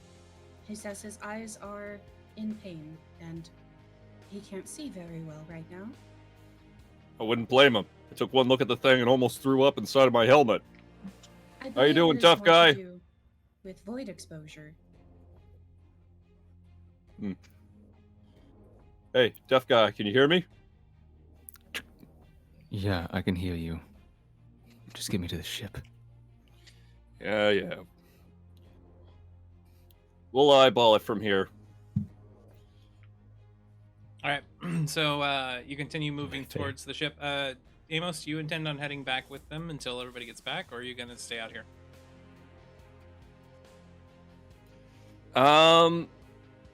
Amos, because they think the threat is dealt with, is going to continue searching for supplies.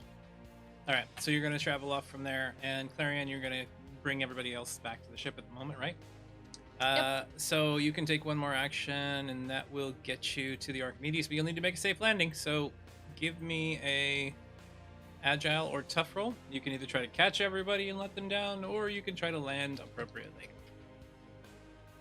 Well, I'm definitely more agile than I am tough, so... All right, well, give us that agile roll then, and that's gonna be a rough landing for everybody involved. I mean, considering... I'm gonna save the ace for later. Okay, so you come crashing down to the deck a little bit. You do have the option of trying to protect your allies from some of this damage, or taking it spread across everyone. Clarion definitely wants to protect her allies. All right, so you will be taking 2d6 damage from crashing into the deck while helping keep everybody else from being harmed. So, That poor deck. boom, 7 points of damage comes your way. Okay. There is a bit of scraping noises and a bit of splintering wood as you cause a section of the deck to fracture slightly and a board to just kind of spring up. And, she twists an ankle and she says, well, I see this recovery has cost me an arm and a leg. Ah, nice. Scarborough off to the side just starts laughing. And Amos, where are you moving towards now? At this point, you can move 7. So 5 has already been searched a bit. 10 is where you got the water from. So you still got 4 and 6, so you can go past those. Red Iron is on 4, right? Red Iron's currently not on 4. No, 4 is 2 Red Iron's left. No, on the map. 6. Red Iron is on 6. Red Iron is on 8. All right. So remind me, is 4 safe or is there problems? Nobody's been to 4 yet, so you don't know. But someone put out a broadcast. That's what I'm asking. It did not have threats that Red Iron had scanned for. Gotcha. 3 looks like it has some potential to have stuff. There's a bigger section that's floating, yes. All right, so I'm gonna go 7. If You can head towards 3? Is that what you're saying? yeah, Okay. So you can move 7, yes. That's 5. You got 2 more. about here. There you are. All right, so you start floating over towards it. Next turn, you'll be able to move a bit faster. And the creature is currently gone. But as you were upon the deck, Clarion, give me an aware roll. Okay. With a 16, you see a bunch of small tentacled creatures just kind of slurping across the deck, where they seem to have splattered all over the place. Some of them are on top of the roofs. There's one that's like rolling off and falling onto the ground with a wet slap from the steering column. Some of them are all scattered around the section of the ship that houses the medical bay. Clarion sets off one of her alert klaxons that is inside her, and whoop whoop, and says, "Archimedes, be aware, hostiles on deck, void creature spawn." So you see the captain who's standing there piloting the ship at the moment, just like stomping on stuff. Oh, what the hell are these? That's I it. believe they came from the creature that Amos slew. You hear the sound of pots and pans banging downstairs. And we now move on to Red Iron. Red Iron stands there at the edge holding a wire in one hand and then suddenly very much aware that this world is nothing more than some greater being's plaything.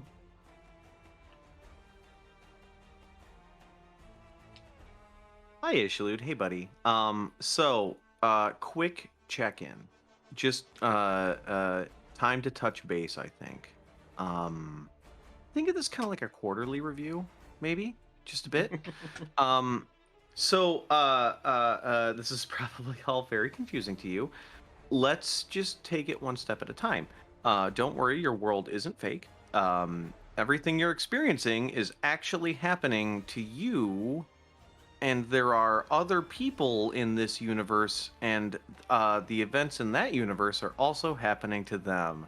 So that should be reassuring to you.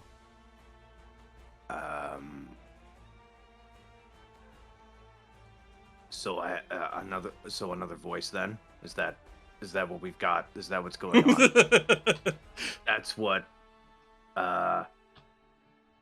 That's what my permanent hell to be visited upon me is going to be. Just a constant cycle of new voices every now and again.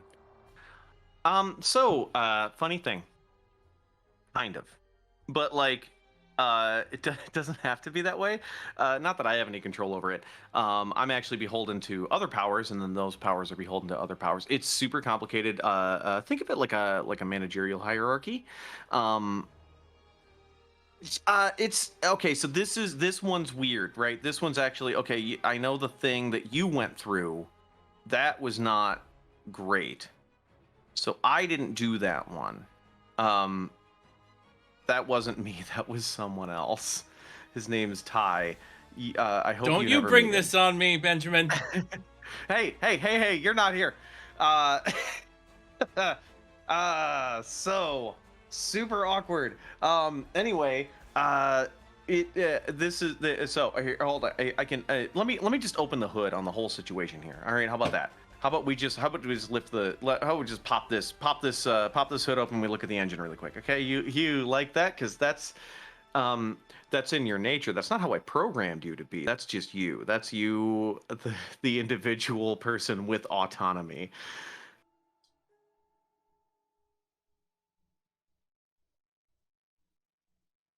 What the fuck?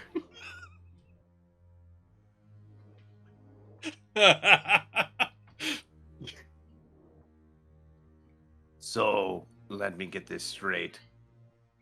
Anything I do, it's not actually what I do. It's what it's what you make me do. Is that how this works? It's not always me every time. Sometimes sometimes the narrative kind of runs off on its own. Don't worry about that. You're in total control of everything, of all of your actions. Believe me, here's the deal, buddy. Actually, like, I can barely keep you contained, and supposedly I'm moving all of your limbs in your mind.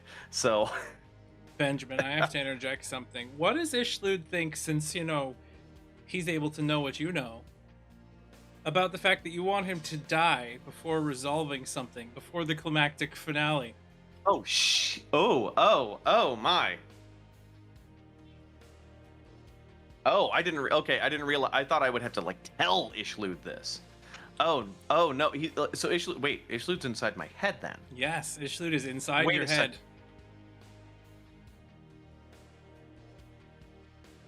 That's an invasion of privacy, huh? Hold on. No, I gotta. No, all right, hold on a sec. Hold the fuck on. Hold on. All right, sorry. I'm Was dropping. he sending to I another use. realm? Hold.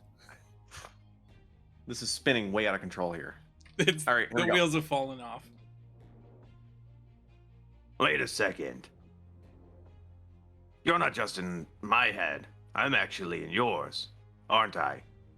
No, you're not. No, I definitely am. I can definitely hear everything that you're thinking too.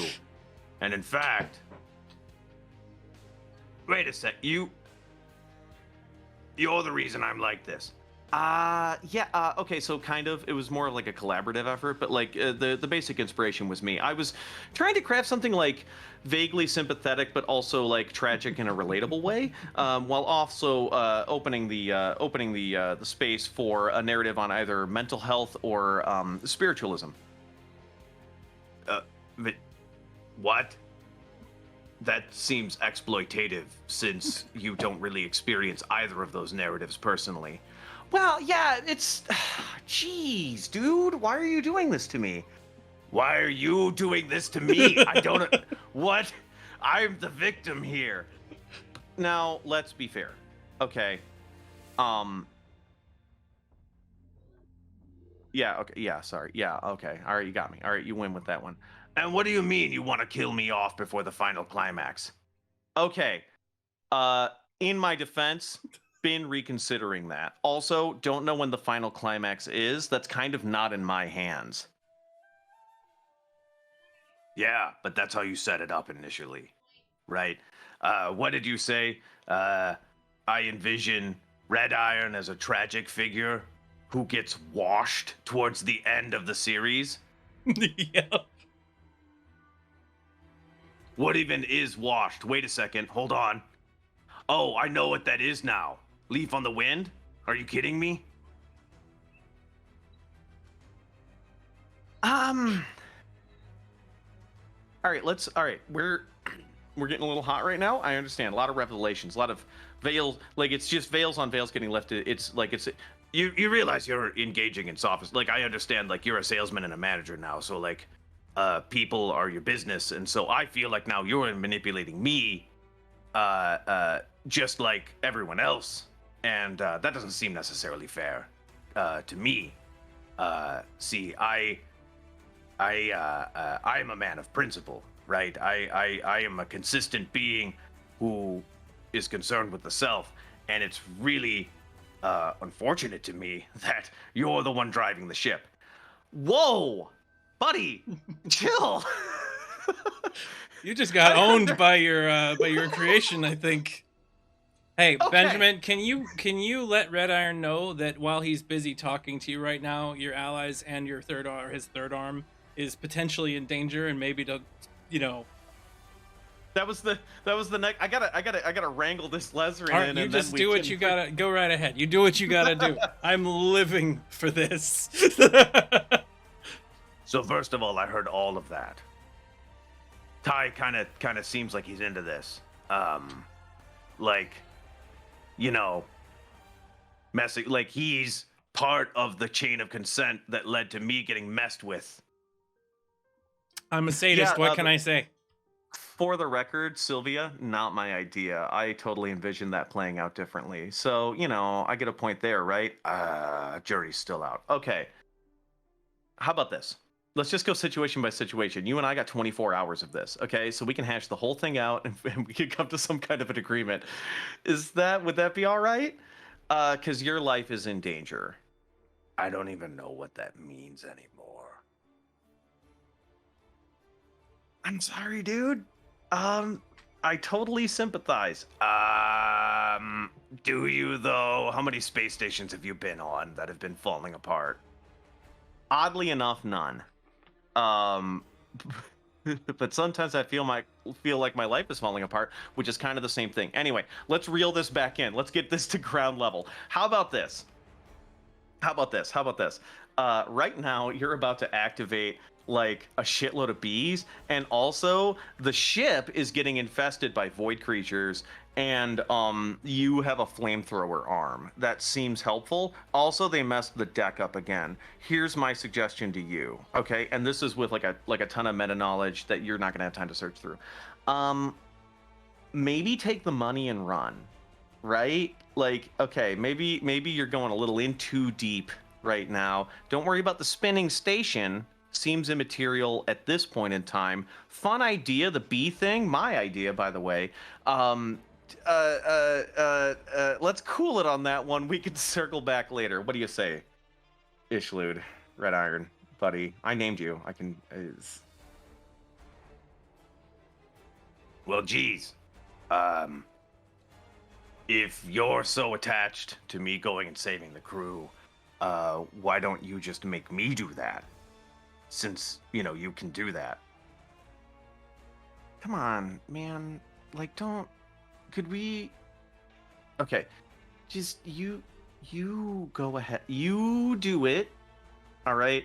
And I've got your back, buddy, and so does Chat. Who's Chat?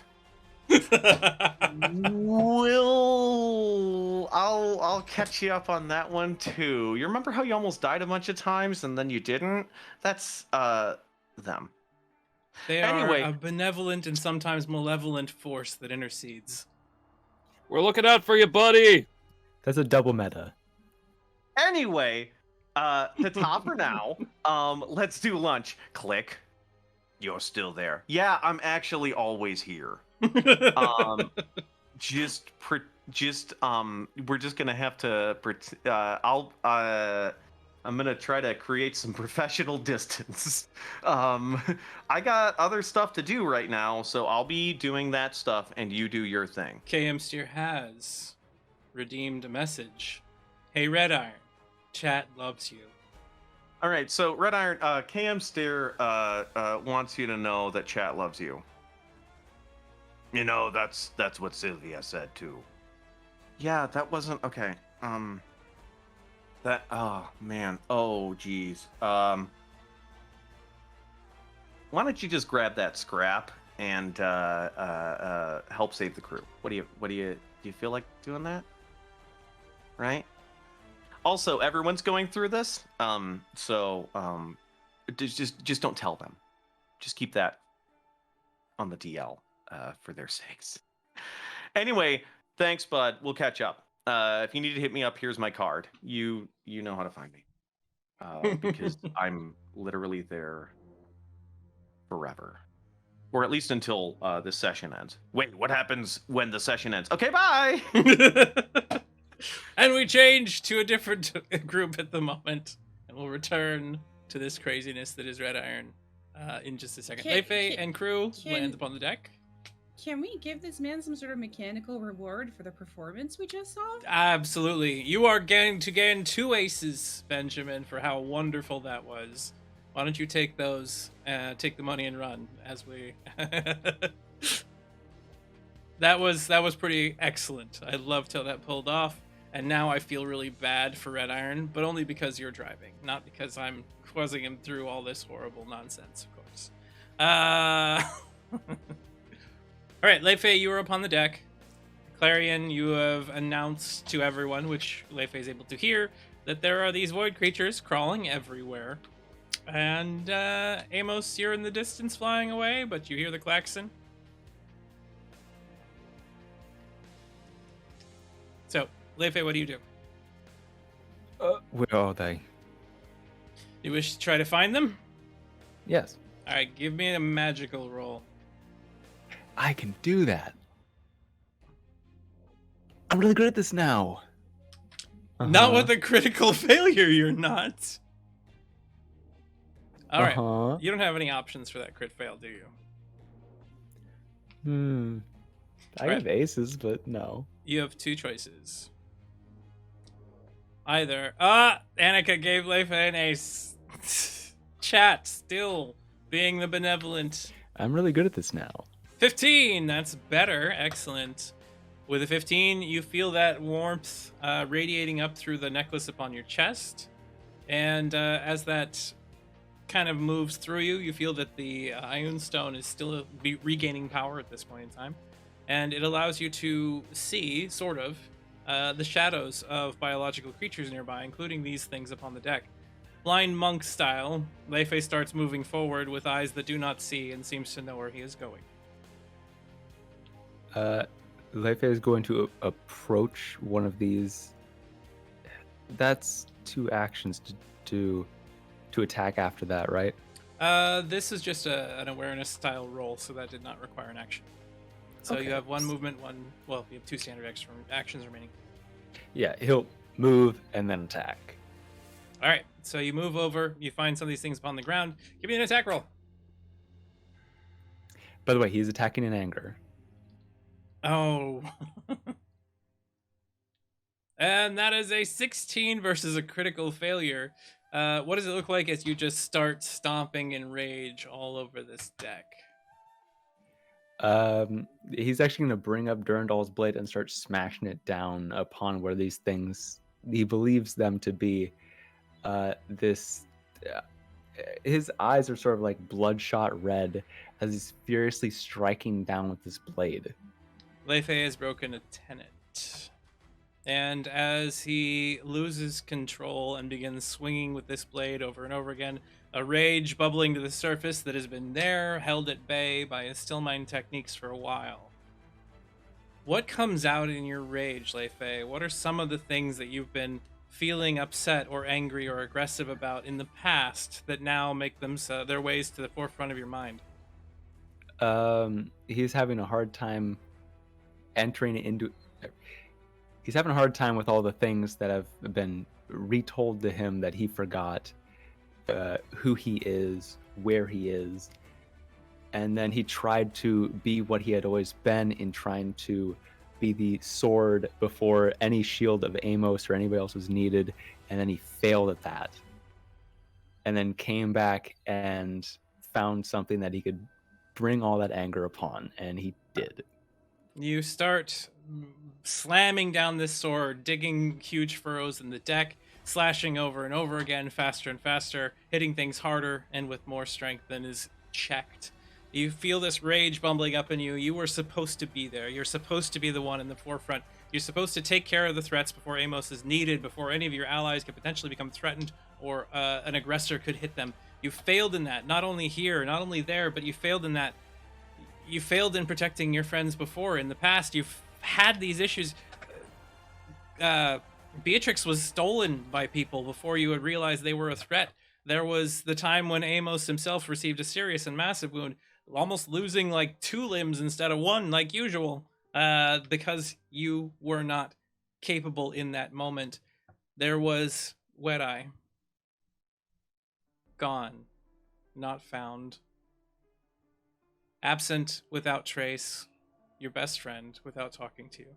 And as Leifei screams out in rage and anger, and that blade pierces through the floor multiple times, it gets stuck in the deck. There's a creaking noise, and Clarion, as you're standing there, you see that Leifei has been hitting this thing so often, over and over and over again. He's carved through the enemies. He hasn't stopped. The deck collapses underneath of his feet, and he falls down below. You're too far away to reach him. You currently only have 1 arm and a twisted ankle. And Leifei, give me an agile roll as you begin spinning down into the space below the deck. Certainly. I'm great at those. The shouts of your friends coming on your from behind, basically, Leifei, wake up! The captain kind of like yelling about it. And Scarborough going, oh, Jesus, he's really out of it, isn't he? And Carrot just going, I'm scared, Clarion, I'm scared. It will be okay, Carrot. As the deck collapses and fragments underneath, there is a yelp of pain as Leifei scrambles and twists through the fall, and the deck falls on Vicky. Not Vicky. Clarion, Or it woman, is take your a turn. break. boy. Um.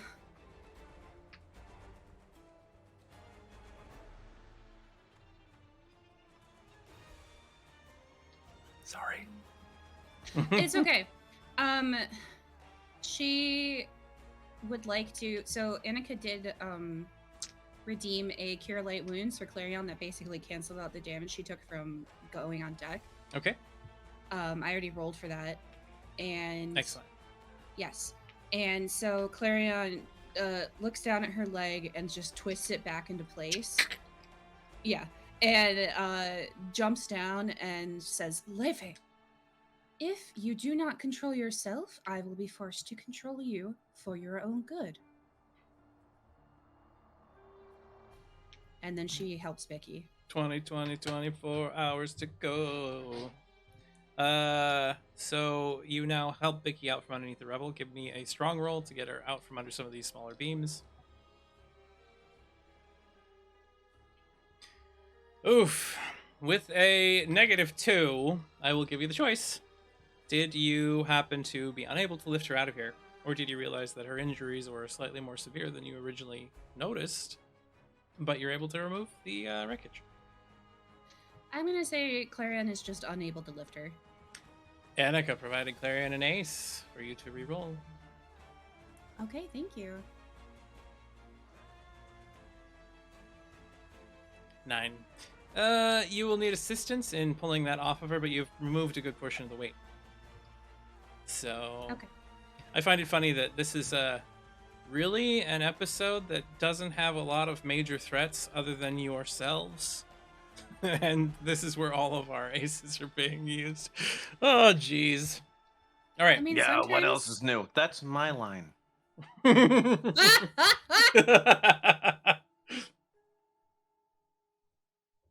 All right. So you start to lift that off. You're going to have to wait and see if someone else can help you nearby when it is their turn. Amos, you are still drifting. You can now move 9 in a direction of your choice in an attempt to get to the next place. Amos heard the call for help, right? You did hear Clarion announce that there were more of these things on the ship.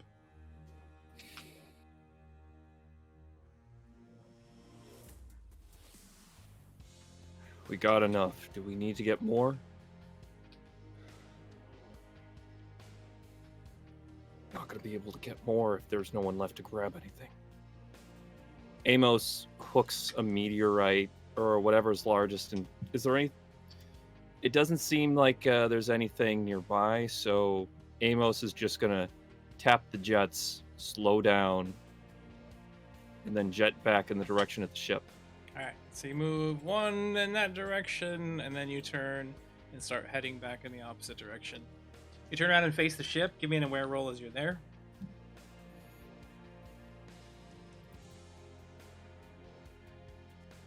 No, you can't see what's going on here on the deck. All you notice as you're looking over it is that there's a lot of individuals running back and forth. There's a bunch of little tiny whatevers that they're trying to get rid of, and then you see Leifei go into a blind rage and start striking all over the place, chipping up big pieces of the deck, just being carved out by this magical sword that he has before falling through it down below.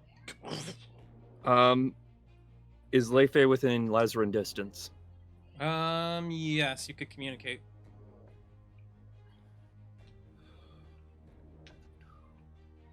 Time to be a dad.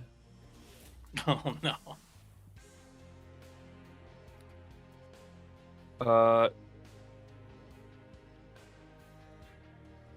Amos is going to shoot an image towards Leifei of when they first met. Just sitting there calmly, sipping tea, not talking about much of anything. And I'd like to think that throughout the rage, it's parts of the picture break off and reform. Burn splotches like film come and go and fade in and out. Just pushing back at the maelstrom for a semblance of peace. Leifei is going to yell upon the deck towards where Amos probably can't hear him because he's not on the deck, I don't think. That's you, Amos! Get out of my head! I don't need your shit right now. Amos is going to push harder. harder into their mind to just stop. Amos, give me Calm. a charming roll versus Leifei's strong right now. That's all right.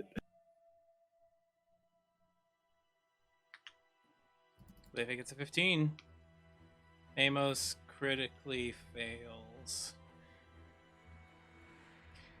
Amos, unless you have any other choices available to you, that critical failure either... Do you want something that's going to be more harmful to you in this moment, or possibly all of your allies? If I may, Yes. can I use my virtue instead of my ace this time? What virtue is that? Just to Wisdom. point out. Wisdom. You are trying to be collective, collecting your thoughts and being careful about the way you're doing this. I will allow you to use wisdom.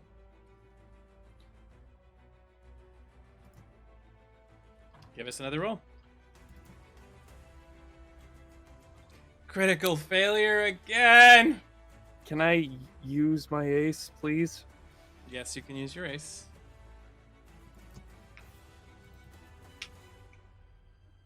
What the hell? Did that Not just happen again! twice this evening? That's 3 critical failures in a row. There's an ace that came from Annika. Let's see if the Annika, system thank breaks you. this. Oh my god. Was that this evening, or was it yesterday that we had three? It was yesterday. I was there. Yeah. I remember. I was sitting there doing It's 2 days in a paperwork row. and drinking coffee. We've And, had yeah. 2 triple ones in a row in 2 different shows. Nat 20! What the hell? Oh my god! All right. The dice are like, fine, I guess. Amos, your choice in this matter is that So, you are able to break Leifei out of his rage, or like directly. Otherwise, you'll still have to play a scene out. So you'll get to him and be able to play a scene, or you break him out immediately. The other option is you are able to two-way communicate telepathically from here on out. With anyone. With anyone that is within range, of course. by the way, to account for those triple ones, Leifei just tried to break your ability to contact him ever. Shoot.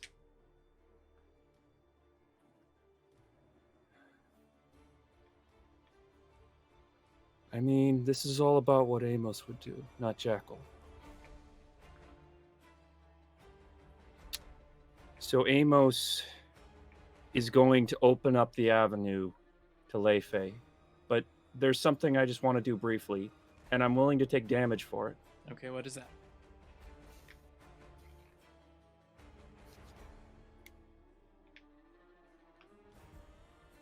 The scene shifts between the two of them as the cuffs break off of Leifei at the table.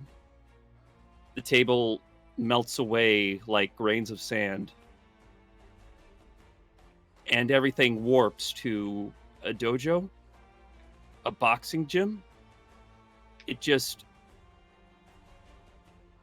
everything is general, fuzzy. But Leifei is there in training garb, and Amos is there just standing before them. Military uniform and all. Leifei starts throwing punches, vicious, rage-filled, until Amos just catches the fist, wraps his other arm around him, and they just have a moment. Blow after blow raining upon Amos's chest until the rage has subsided from your mind, Leifei. You're now still stuck in this strange mindscape. How do you react?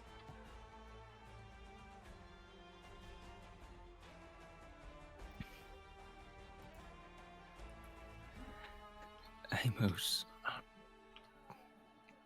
And he punches him in the gut in this mindscape. I'm not going to do anything to avoid it. I'm going to take the hit. Oof. Amos, stop. Amos Just give up. doesn't let go. Amos, I will break you. Amos doesn't let.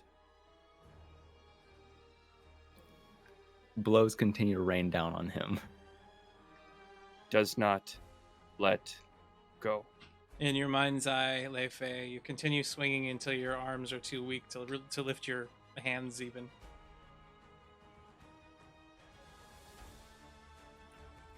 Amos, stop. The grip tightens. No. No. You need to let go of your anger. Even if it kills you. Even if it kills me.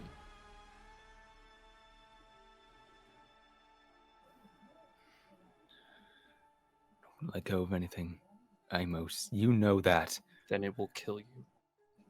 Amos, you know that better than everybody. You Exactly. can't let go of that. Let go of what? The anger, the sadness, the everything.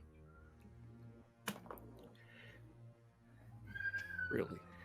Because I've got 3 wounds in my stomach. Amos shifts a little bit, and there's a coppery smell in the air that tell me otherwise. You can let it control you, or you can work with it, not use it. Let it pass over. Let it flow. Let it crash. Let it be like the waters. Anger isn't like water. It's not like the wind. Amos.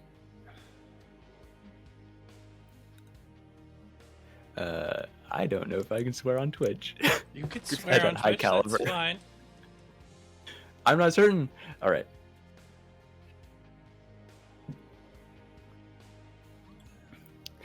Amos, I'm not fucking kidding. I'm not either. Don't pretend like this is all. I'm not. Get out of my head. Not until I'm you breaking calm these down. things. And I'm gonna get through the ship and then I'll sit down and I'll sleep. No, we're going to calm down. I am not having you go to bed angry. For your sake. I've had that same conversation with other people.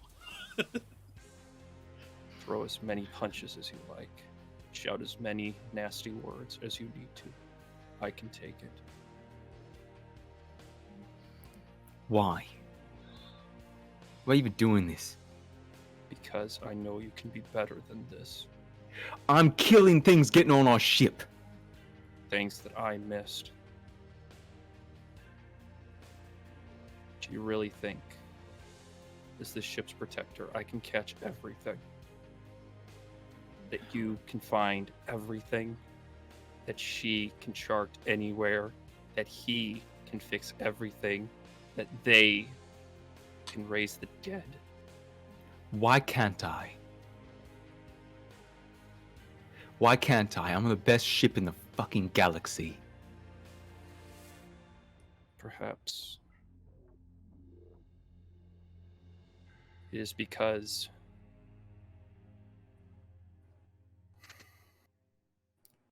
you weren't ready for it yet. Perhaps because there is nothing to catch. But if you keep putting this on you, every lash of the whip over a simple mistake, you will go numb and you will suffer indifferently for all to see. I don't care if anybody sees. I do. Because they care about you. They don't act like it because they're pirates. But deep down they care about you. Why do you think no one has left this ship? There were options. Bezamini was one of them. They came running for you. They didn't care that you made a mistake. They cared about you as a person. Flashes of memories that Amos has watched between Leifei and the crew. Do I have to roll for that? No, that's fine. No, mate, I just kill people. No. Everything in between is You in don't. between. You don't want to. And then there is a brief flash of a moment with Amos, their hands around something's neck, before a pair of teeth draw out and rip a visceral chunk from it. Don't want to be that. You are not that. And if I can help it, you will stay as far away from that. Flash returns as long as you can. This a rapid flash of several militant events is not several sad memories of family missing, of looking at themselves at wanted posters. Your destiny. Amos, I'm an elf. My destiny is to fall into anguish and die from it. So why'd you become a pirate? To make it quicker. Suicide doesn't suit you. You and I both know that. And with that, the link begins to sever over time. Some of that innate rage has fuzzed in your mind to sadness and depression. A little bit of both Most of those definitely. things. What's that? It most definitely has. And Leifei, as you're standing there inside the kitchen area that has been collapsed down, you see Clarion trying desperately to help Vicky out, who you have crushed under the weights of beams in your madness.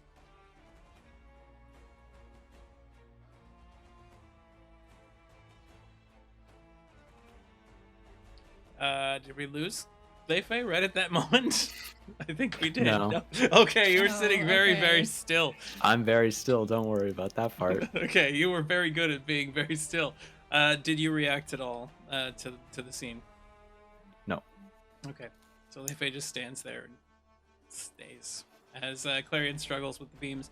We move back at this point to Red Iron, having an existential crisis, of course, and you're still holding that wire and staring out at Third Arm in the distance. All right, I had an idea. Yeah, I know. What? Yeah, okay. All right, yeah. Well, I had an idea. Let me bounce it off of you. I don't actually have a choice, but anyway, I also happen to know that dialogue scenes tend to stretch time a little bit, so I wanted to bounce something off of you. Yeah, shoot, I guess. Okay. All right, we're doing this. Yeah, I'll try to keep it short because you keep looking at Twitch chat to check the engagement and see how much time is left, and I think that's a little rude. Maybe you should turn chat off.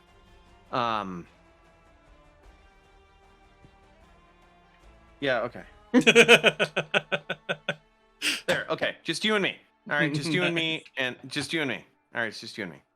Ah, good. All right. Olive branch. Okay.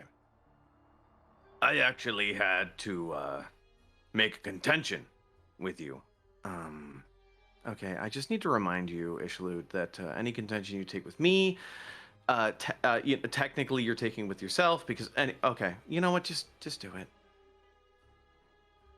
Technically, my experience is more real than your experience of me. Oh, for Pete's sake, do I really want to do this right now? We'll just go very quickly.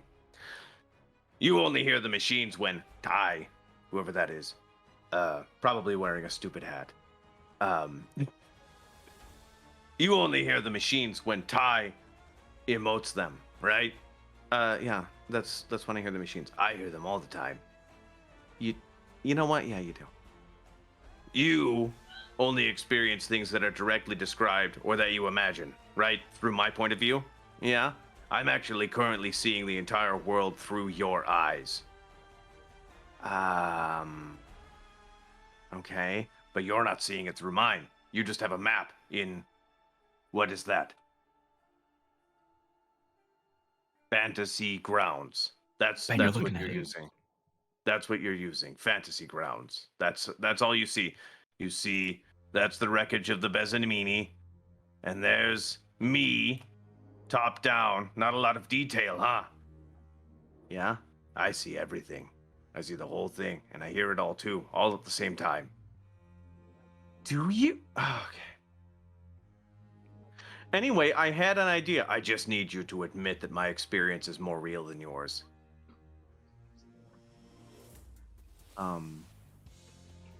Excuse me?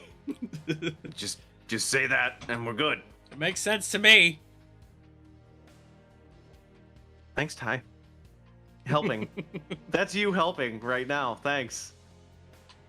Okay, yeah, all right. You probably maybe exist in a liminal space outside of my He has no perception. proof Maybe of I don't. that.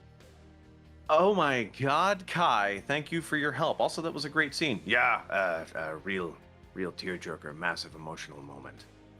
Should've It's too bad Benjamin was checking Twitter for part of that. I was not. Ousted by your own petard. Anyway, So, yeah, okay, all right, yeah. You exist outside of myself, only kind of, like maybe a little bit. Cool. Can we do the plan? yeah, all right. I think I understand the mechanics of it. Yeah, it's basically just like a simple risk reward mechanic. So we come up with some interesting way to solve a problem. We value the risk against it, and we see if we can pay the cost. And what's the cost situation at? Why don't you check Fantasy Grounds? Okay, just a second. Yeah, we've got enough. We have enough to do it. If you wanna risk it, we have enough. Okay. Yeah, sure. If I die, That's kind of what you wanted anyway. I've been reconsidering it. Would you please stop guilting me over Red that? Iron, if he kills you, Okay. he's just going to replace you with somebody new and probably not as good. Yeah, I was thinking like a halfling rogue. How boring is that? Huh? Huh? Huh? Do you want to get replaced by a halfling rogue? I'll do a Cockney accent. yeah, that's pretty cringe. Maybe you should try something else. So, anyway, what Red Iron is going to do is Red Iron is going to complete the circuit using themselves, thus signifying themselves as an ally to the bees.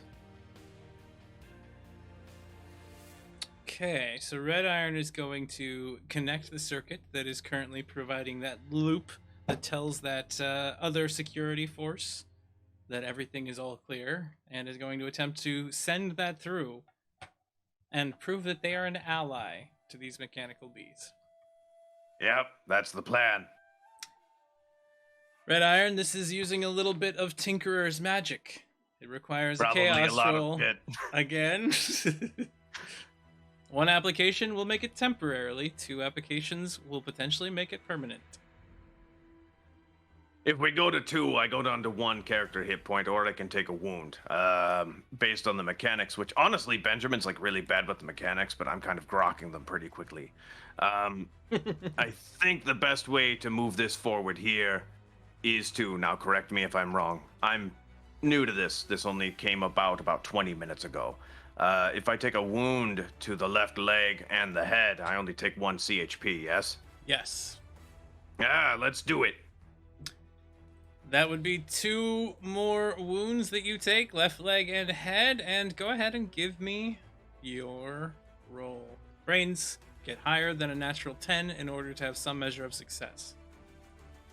Wait a second, I'm rocking 2 aces right now. Quick check in. What do I get for 3? For 3, you will control the security network. Nah. Thank you, though. Okay, brain's coming up. That is a 19. As Red Iron reaches in, taps into that chaos, grabs a hold of every type of connection that it can, uses the mechanical arm as a sort of conduit, and knowing that these types of connections are easier in Red Iron, since Sylvia prepped the engine, as it were, for communication with mechanical objects, You have now completed and connected the loop, allowing that other floating island that's spinning in space to be deactivated from the security, recognizing you as not a threat. All right. Do I get another action? Yes, you have one standard action remaining.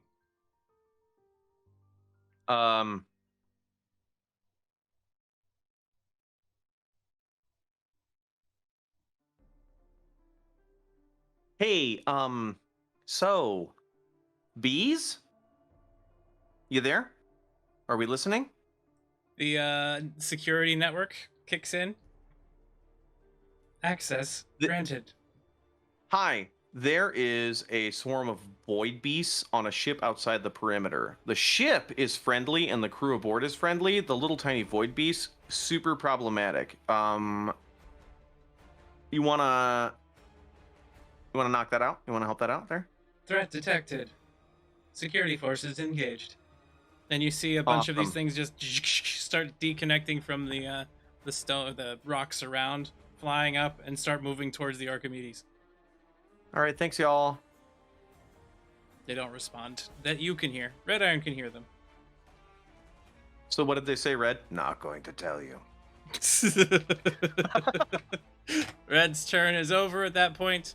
The security forces have moved away from from number 7, number 2. The ones that are on number 8 are still part of that feedback loop and are not active. So I suppose I can put them on the map now. While I do that, we move back to the deck. Clarion, you are still struggling with this, but Scarborough rushes down to try to help you. Oh, Vicky, are you all right? All right. You lift there with your hip, and I'll get underneath. I'm a little smaller than you. Let's lift up here. All right, ready, set, lift. Lifting? And The two of you are able to lift it up enough. You can see that Vicky has been knocked unconscious. Somebody needs to grab her and pull her up. So Sheldon doesn't have his grappling hook anymore, correct? No. Okay.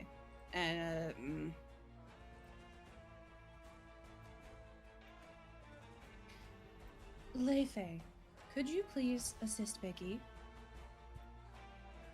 Yeah. He moves over, grabs Vicky's shoulder, and just drags her along the boards out of it. All right. So you pull her out from underneath the broken boards so everybody else can move. And you can see that she has a bit of a concussion, most likely. She already had a bit of a concussion. Let's rush her up to medbay. You rush her there as quickly as possible. She just got back from 1 concussion. I'm sure having 2 will be fine. And as she leaves, Clarion says, Leifei, please come see me in medbay as soon as you can. I don't need any healing. They're part of the body. As your doctor, I disagree. As your patient, I'm not coming in. Then I will have the security officer apprehend you. Bring him. Bring him. Very well. Clarion, you and Scarborough grab a hold of Vicky and move her to medical as quickly as possible. Give me an aware roll to make an assessment. 18. It does appear that she does have a mild concussion, complicated by the previous one. She could be in serious threat if the pressure on her brain is not reduced. Is it time for a trepanation? Might be. Trepanning everyone. So I mean, we already drilled into Cullens. What's one more? you get her ready for that procedure, and we'll have you roll for that on the next time we come back around. Alrighty. At this point in time, we now move to Amos. Amos, are you still traveling towards the ship? Very, very. They're about at the deck. They probably just. How do I put this? They slow down, but they don't stick the landing. You slam into the deck a little bit, loud thump and crash. Give me a tough roll to avoid any damage to yourself.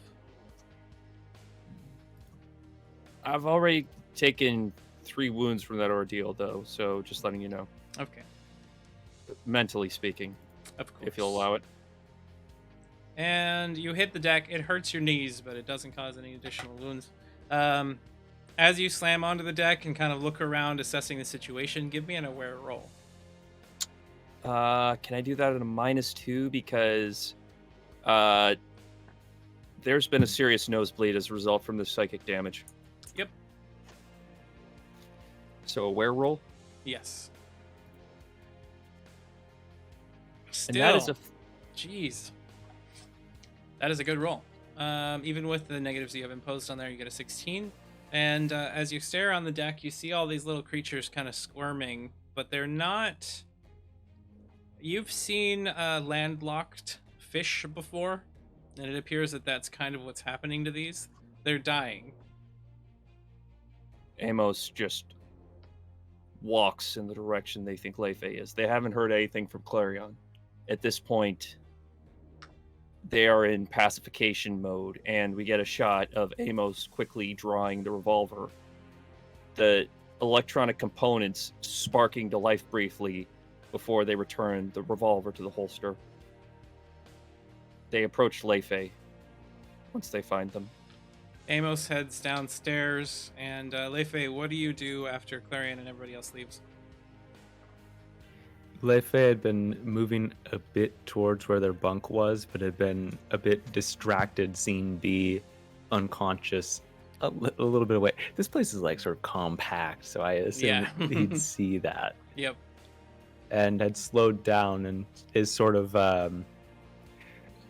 armed up against one of these poles within the area. It was holding up the ship, essentially. Yes. And as Amos comes up, a hand goes down towards Durandal is. We see Amos and Leifei staring at each other from across this narrow hallway through the kitchen to the bunks. Amos blocking out most of the light as his form is rather large. What do you say as you see Leifei standing on the other side with his hand on his weapon? We're gonna do this above deck. All right.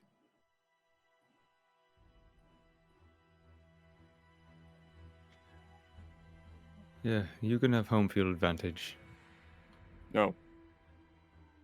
I know you. You're gonna wiggle through a hole in the deck. Whoever walks away, the loser listens. You got honor, right, sir?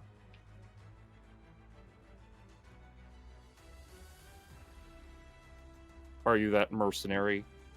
Whenever someone steps out of line, you yell at them, beat them back into place like the cog they are.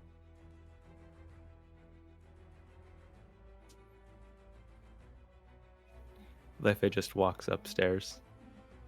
And Amos keeps their distance, walks upstairs as well. As the two of you are walking up side by side or nearby one another and heading onto the deck, you see the captain standing there piloting. He seems to be turning the ship, heading it back towards the other end of this field to try to get a hold of Red Iron, who's in the distance. And he turns and looks over you. Amos, Leifei, Captain, Why do both of you look like somebody died? Captain, What? I ask that you don't intervene. Don't intervene in what? What are you numbnuts up to? We're having a spar. Spar. That serious of a spar? That's serious of a spar. Leifei, what do you have to say for yourself? It's over the title of first mate. Shit. Alright. Just don't kill each other, or you'll be off the ship. You see the two of them kind of line up on the deck, standing between the cannons and the open space. And maybe I'll bring up the ship here. Hold on. I'll give you guys the map so you can see where you are. Archimedes is up. And we got Amos standing at the front and Leifei. The two of you are now on the deck of the ship with the captain standing nearby near the wheel, watching you. Give me an initiative roll, both of you. Certainly.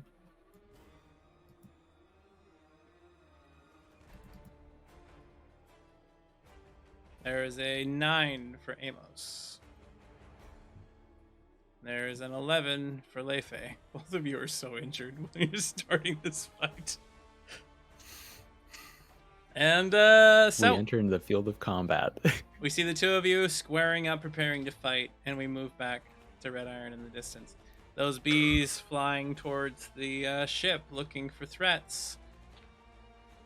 Red. Money's on Amos, despite his injuries. No, I'm actually putting it down on Leife on this one. I'm not sure where their overload levels are. I feel like that affects things, but I think Leife has slightly more combat utility. Given their injured states, I think Amos has more in-hand damage just overall. But we'll let that play out. Anyway, we both pretty much agree we're not sending the bees back to the boat, right? No, actually the boat like that. I think what's happening is those void things are suffocating in the atmosphere, so they don't need the help from the bees. Oh, so we can go back to the original plan then. Yeah, actually we can. Do you want to call them back or should I? No, I feel like you have parity with them. Oh, neat, cool. All right, cool. Hey bees. So come on back. Actually, the threat's moved. It's on the spinning station over there. I need all of you to attach to it on one side. Just all of you need to cluster on one side of the spinning station in order to reduce the centrifugal force of that little part of the station, so that we can go on and inspect it. Cool. All right. Thanks. Please give me a charming roll as you attempt to do this. Wait. Can I use my charm or Red's? 'Cause Red's. my charm. Your charm is not calculated at the moment. This is Red's decision. Okay. Because I was Benjamin's the got one at least talking. +2 charming. I have way higher charming than Red, but okay. Red, how do you feel about that? It's fine. I'm the one that gave him permission. Besides, he just dropped a 16, so that can't be that bad. With a 16, you hear orders confirmed. Returning. You see them Hey, all. I heard them. Is that what you experience all the time? You know what? Sure. So some of these move over to the little section and attempt to grapple onto it and stop it from spinning. Is that what you were asking it to do, right? Yeah. I want them to weigh down one side so that it's like, instead of being like, it's like. So it slows down. So they will need to roll to actually land on this thing because they weren't designed to actually land on a moving object. Sweet. Maybe it'll kill all of them. Actually, surprisingly, they all fly in. They measure the time it takes for this thing to revolve, attach to it, and immediately start turning their jets back, and it slows down until nearly stopping. Objective That wasn't completed. so bad. All right, you just stay there. As for you, okay. Thanks. Anyway, that'll pretty much do it. I think Red probably is gonna want to head towards the station. If that's what they want to do. I'll get around to it if I have enough actions. What do you think, Ty?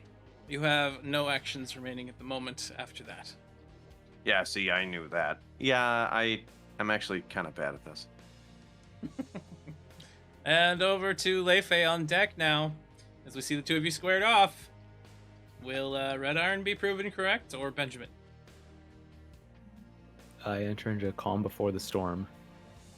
Calm before the storm begins. Gain your bonuses and your one regen application as well.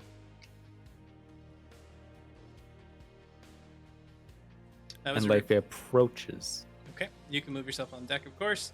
You have used one reflexive action. You approach rapidly, slowly. How is your approach? What does it look like? It's rather rapid.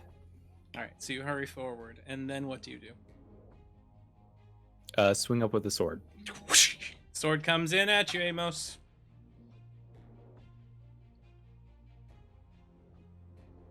What do you do in return? You're muted at the moment, Jackal. In for a reckoning. Amos is going to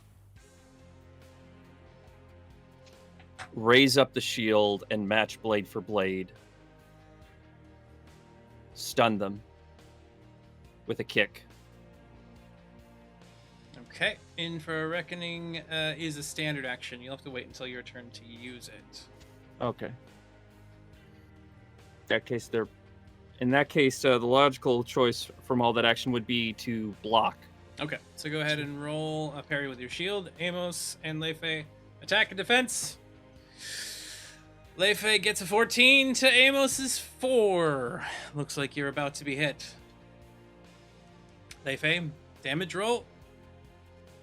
8 points Lowest. of damage to your chest, Amos.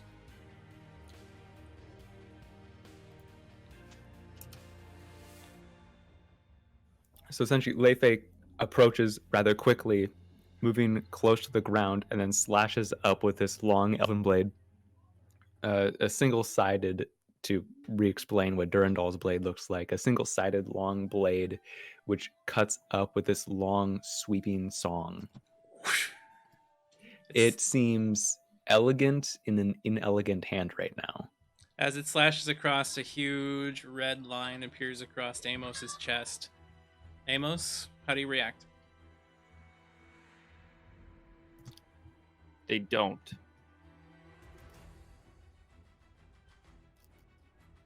They shift.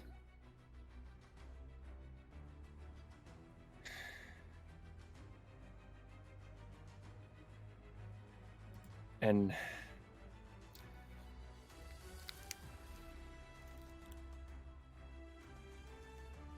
Will Broken activates. When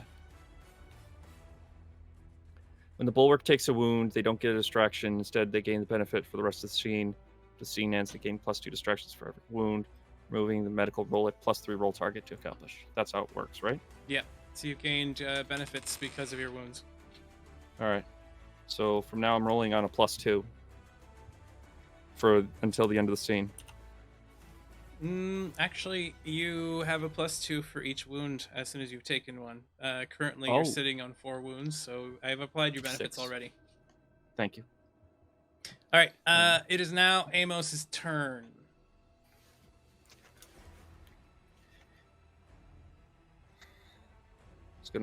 Amos is going to dig into the deck with her dominant foot.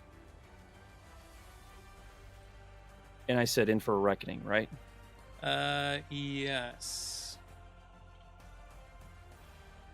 They're going to follow with a kick. Square to the chest. Break ribs if we can. All right, strong kick comes flying forward from Amos's massive foot. Give me an attack roll with Agile versus Leifei. What do you attempt to do? Defense. Roll defense.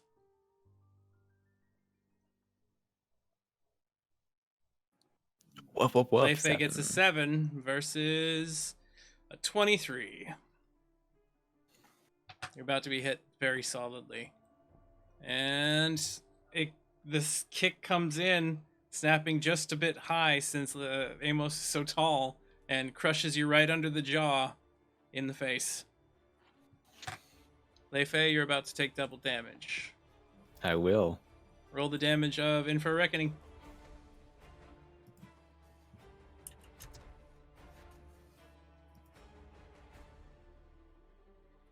Damage. That's Should be on your In for a Reckoning section of the oh, right. ability. Excuse me. That +6, that's I think that's actually supposed to also have, let's see, tough versus the target's defense. Damage does normal damage plus tough. So your tough damage would be 6. So that actually does 10 points times 2 is 20 points of damage to Leifei. Or you can take wounds to try to mitigate some of that. I think I'll take a wound instead of 20. All right, you can take a head wound. And you take a solid smack. Your whole head begins spinning. And you now have a distraction on you. So that would be Amos's first action. Amos, what do you want to do with your second action? gonna go for the shield attack. lunge in, and I am going to break their shoulder with the sword hand. All right, so you're attempting to disarm or via attack. If No, okay, just trying I'm to going hurt to its cripple shoulder. him. Okay, go ahead and roll your attack. And Leifei, what do you attempt to do? Defense. Defense, yeah. All right, here comes Amos's attack with that big shield. There's a 20 versus a 25. Amos slams you in the shoulder rather hard. Leifei, go ahead and roll damage for the shield attack, Amos.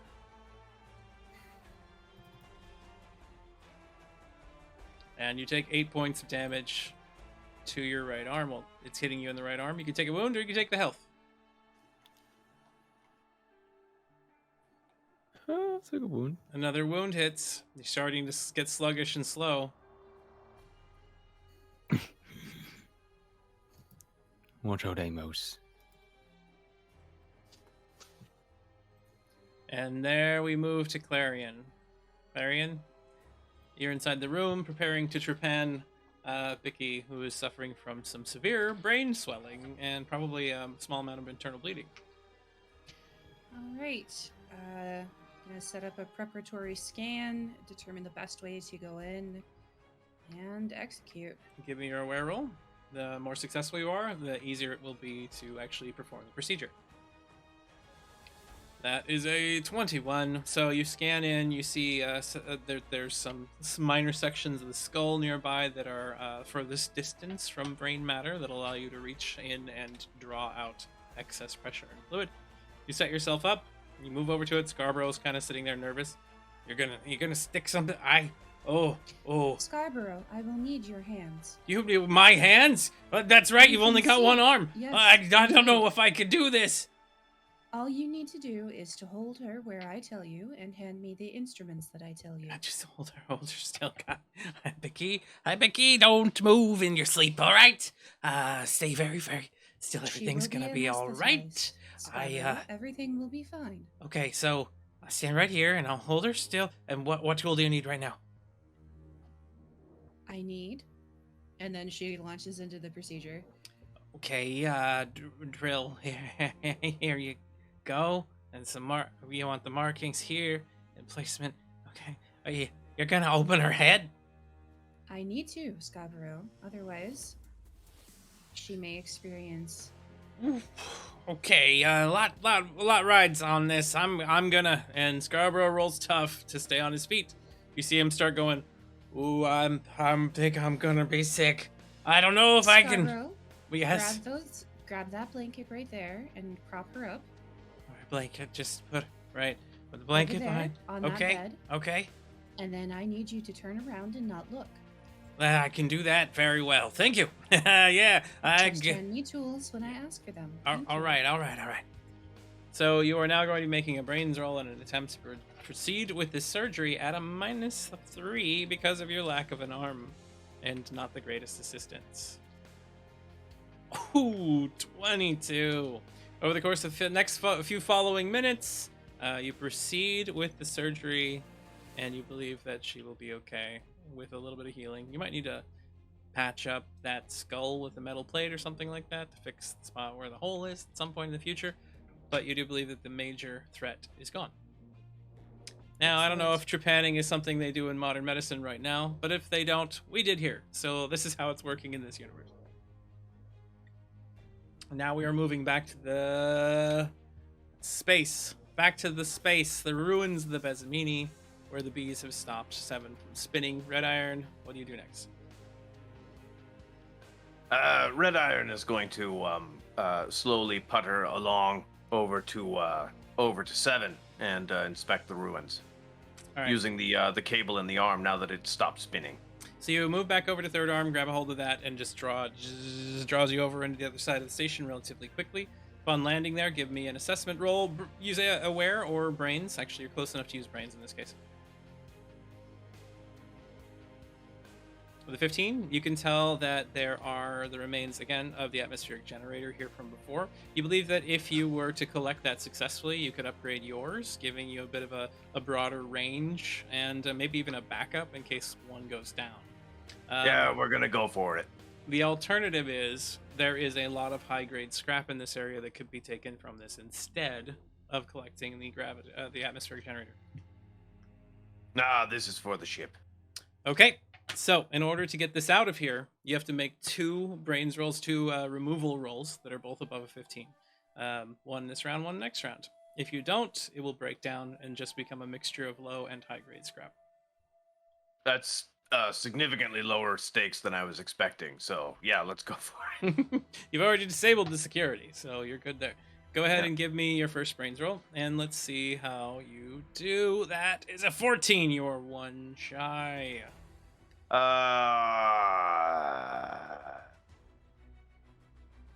got an ace. Why not? All right. Let's see if we can crank that up.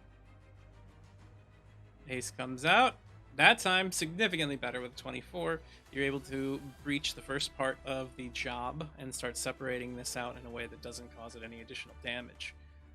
Since the next scene is likely to be slightly longer, I will allow you to start working on the next part of this. So go ahead and make another roll as you continue.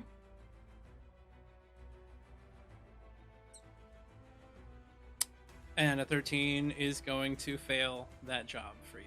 Got the other ace. All right. 13 Say it again. Well, Does my third arm contribute at all now that I've retracted it? yes, it can still provide its benefit. That would be 3. That would actually give you just enough to succeed here. So, third arm comes to save the day for you, and you're able to disconnect the bits and pieces of this that you can use to add them to your ship later. But again, it's a huge pile of scrap. You won't be able to carry it by yourself easily unless you find some way to transport it. Yeah, we're probably, yes, I know. Like, it obvious, like, this whole plan from the beginning assumed that the ship was going to have to come and pick us up.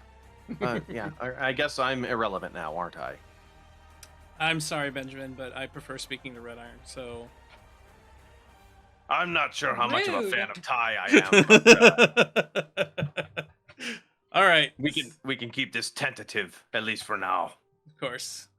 So we'll move right along. At this point, it is now Leife's turn aboard the Archimedes. Leife, you've taken a couple of very solid hits. Amos is still on his feet, but quite injured. As he takes this punch, and then I think something after, Leife spins along the ground, and as he does, his hands twist in a motion where he now twists his legs up into the air and throws himself towards Amos. As he goes overhead, he's going to cut out towards the shoulder, though this can strike anywhere, really. Yep. All right, so go ahead and give me your attack roll. Amos, what do you do to protect yourself? You're muted, Jekyll.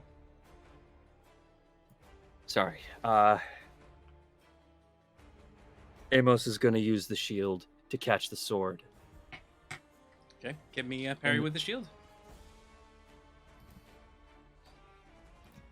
Parry, shield. 18 to 17. Amos has Leife beat by 1. Anything you wish to do, Leife?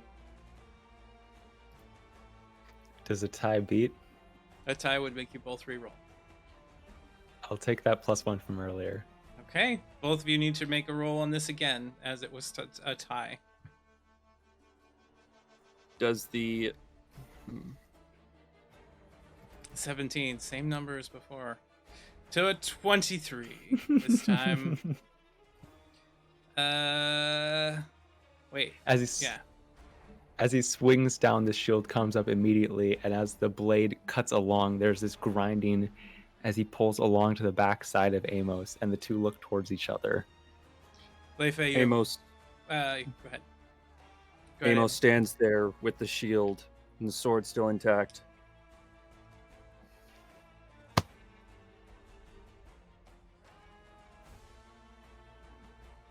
Leife pulls down and twists the sword, and it goes straight into the sheath. I'm gonna enter waiting. Amos, your turn.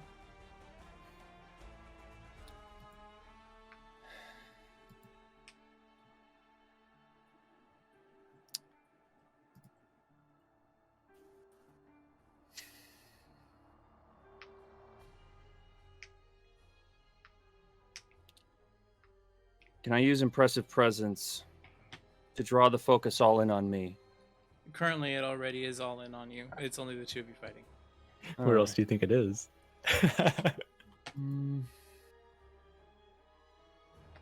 Then I am It's going to inward, it's inward. use my quirk. Okay. Grand-hearted soul. What are you And I am attempting going to do with that?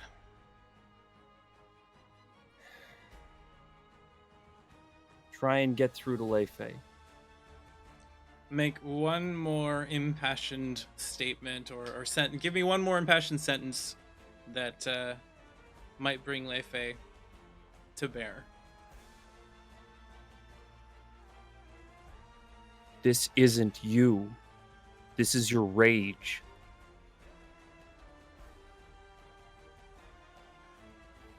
No, mate. You ain't dealing with my rage anymore. Roll that roll. All right, give me a charming roll versus Leifei's strong or tough. Your choice.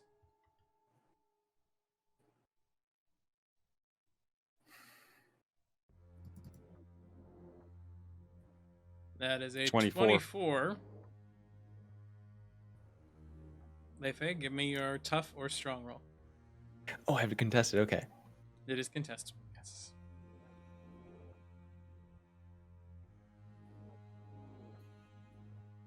I'll have you know I'm really good at this one. I'll have you know you are Uh, very good at this one. Leifei, you feel a twinge of guilt. I'm not necessarily going to say it mind controls or changes your mind, but maybe you have a slight change of heart or attitude. Even if you're too stubborn to stop, that's something that's getting to you.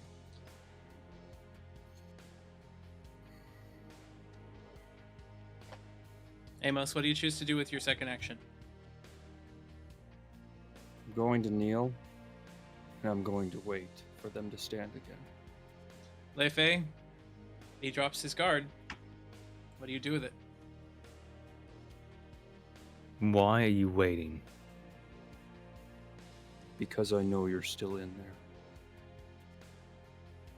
Friends don't attack friends when they're down. Shut up and fight me. No.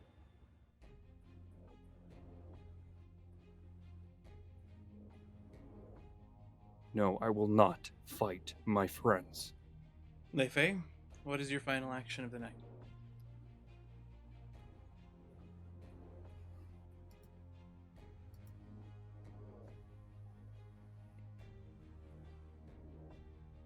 That's a hard thing to say to somebody.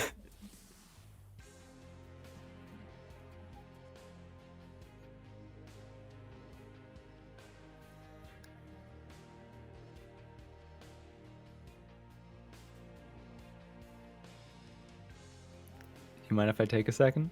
You can take just You a moment. guys can talk as you want, but I'll Please. take a second and think about it. Leifei's going to consider what his action is. Clarion, back over to you. Vicky seems to be okay. Scarborough has finished emptying his guts into a bowl nearby because the whole process was way too aggravating and nerve-wracking for him. And you step out from there after everything seems to be cleared up to see Amos bleeding, heavily wounded, sitting on the deck, with Leifei standing in front of him with a sword pointed at his throat. We see Red Iron in the distance, trying to figure out how to get everything back. You see the ship start swinging in, and you notice upon the deck, Amos sitting there on his knees, head bowed, while Leifei points Durandal's blade at him. Either one of you say anything at the moment, Clarion or Red Iron? Captain, you Yeah. are letting this happen? Pirate politics. Trying to discern who's going to be the next first mate. I'm not going to interject in that unless one of them tries to kill the other completely. I disapprove of this method of conflict resolution, but I cannot gainsay you. Yeah, I know it's barbaric, it's antiquated, but I have learned dealing with individuals like this that sometimes you have to work things out in blood. Strange. I thought both of these people above this sort of thing. So did I, but apparently not. Well, they have been through a hard time recently, and that will make you act in strange ways, as I have observed. That is true. Red Iron, how do you react to the circumstances you see? Why do I somehow feel this is my fault? Well, it kind of is, Ishlude. They've been under a lot of prolonged stress, and a lot of that is due to some of the decisions that you made. I mean, technically, the decisions you made. Yeah, if I was on the ship, though, I wouldn't have made those decisions. If you're gonna try to claim that you're an independent actor, you need to actually, like, own up to the fact that you're an independent actor. If you want to get deterministic about this, then, then yeah, it's my fault, but then you also can't complain about it. Okay, fine. All right. So they've been under significant prolonged stress, and this is what it's come to. Frankly, the way I thought this was gonna go is that it was gonna be Amos beating the shit out of you, but maybe he's taking it out on Leifei. That's just it. This is very unlike Leifei. I've found Leifei to be an extremely level-headed person. I wonder if something else is going on. See, that's my running theory too. What, you don't know? No, I don't know everything. Ask Ty. Ty, what's going on? I'm not gonna tell you. He's not gonna tell you. What do you mean he's not going to tell me? He doesn't tell me either. What kind of relationship do you have with these people? Oddly enough, it's fun. Anyway. All right, so we switch back to the ship. Leifei, what is your final action of the night?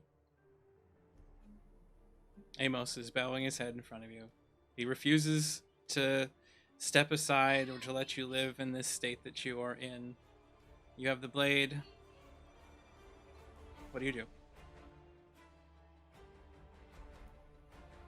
If you wait, you will die there. Then I've already won. And you are so consumed with rage that you are no different than I. And then one day, you'll find your own crew. And you'll sit there, asking yourself, what could I have done to change the past? And you will lie there for all the void to hear in silence. Strike me, and I will win. Kill me, and there's no going back for what you are.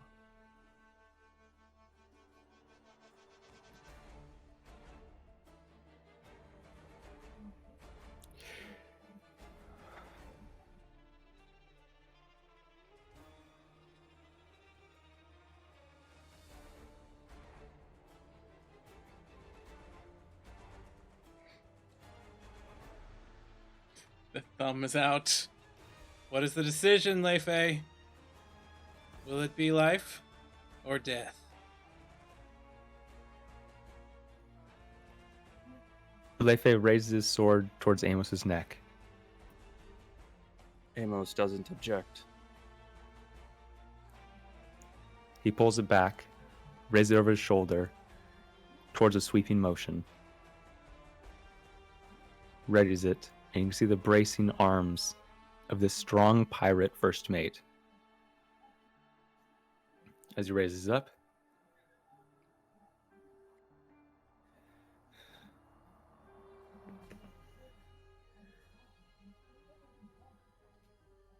it's obvious who the winner is.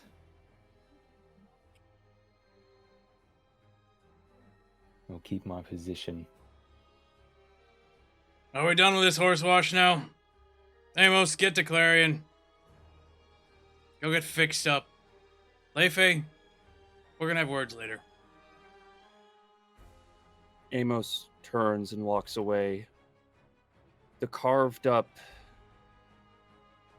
clearly destroyed armor leaks a trail of bloody photos as Amos limps down to medical. Amos, Blood still pouring from their mouth. I have to interrupt slightly. At the end of your bulwark skill, your wounds are doubled in effectiveness, and Amos slams onto the deck, succumbing to them, seeming to be dying. and tonight's episode comes to a close. Thank you very much Aw. for watching, everybody. Hope you've enjoyed yourselves. We will be back next week. Wait, did I get a samurai cut thing where it like takes a minute?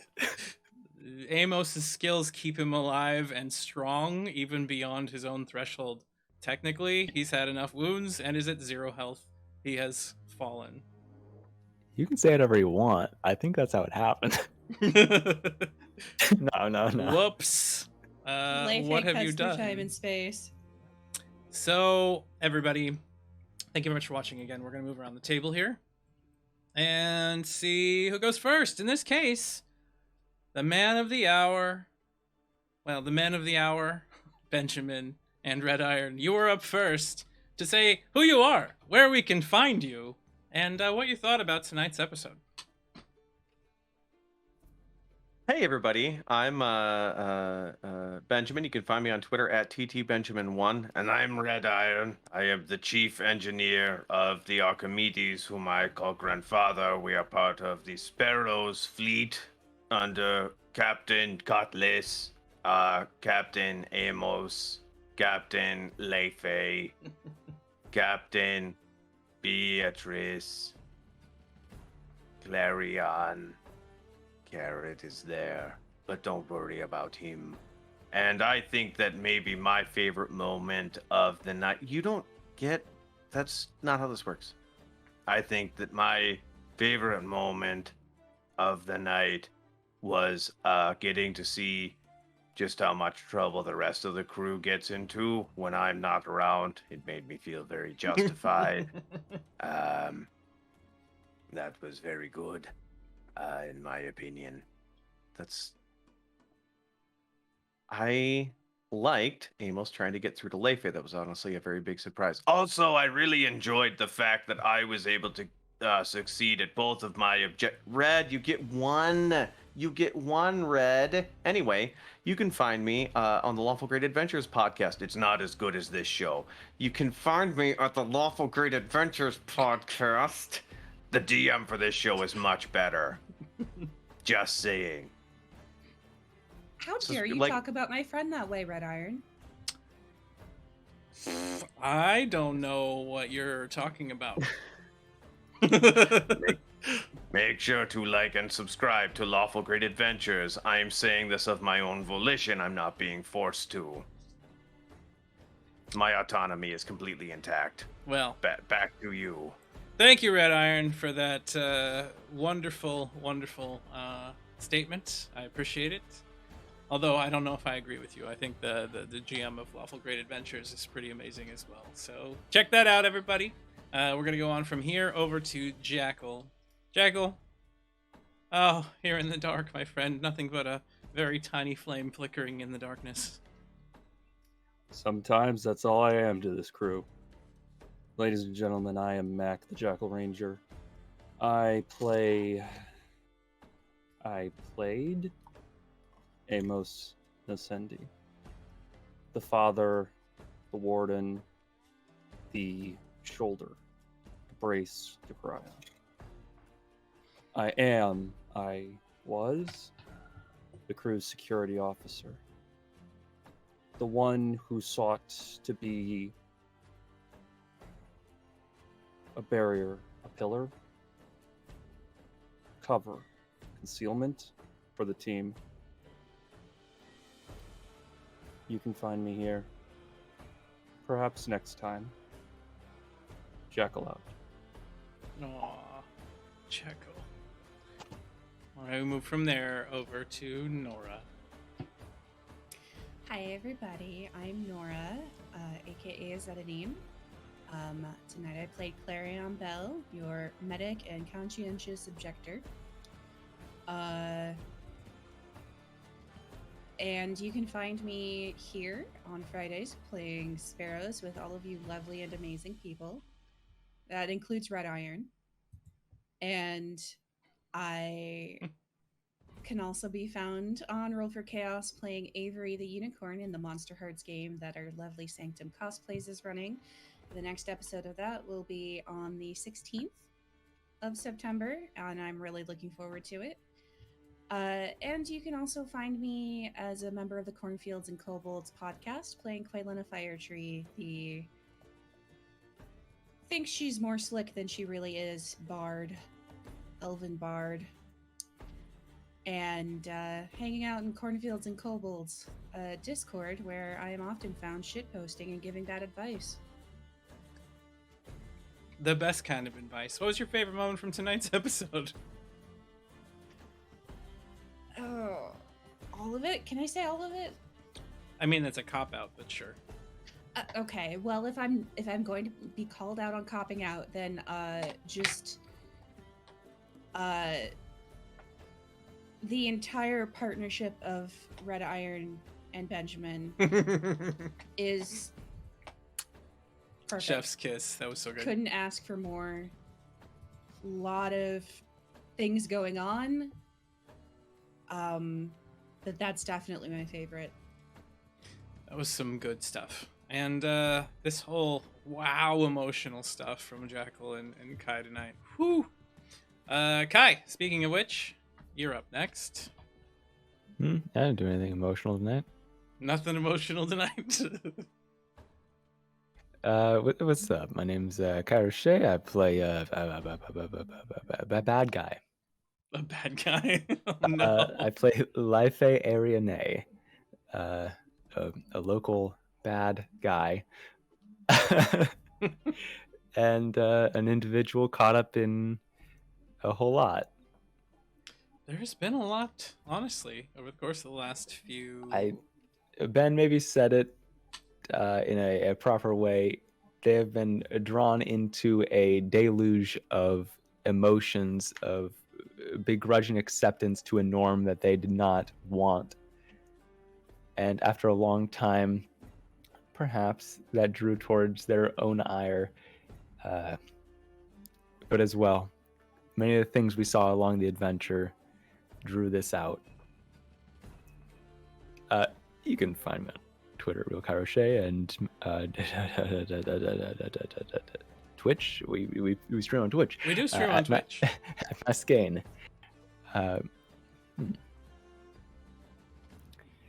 My favorite scene of the night did come towards the end there, towards the close. Amos's final word. I've seen this in a couple classic movies and a couple games that drew my own eye tear.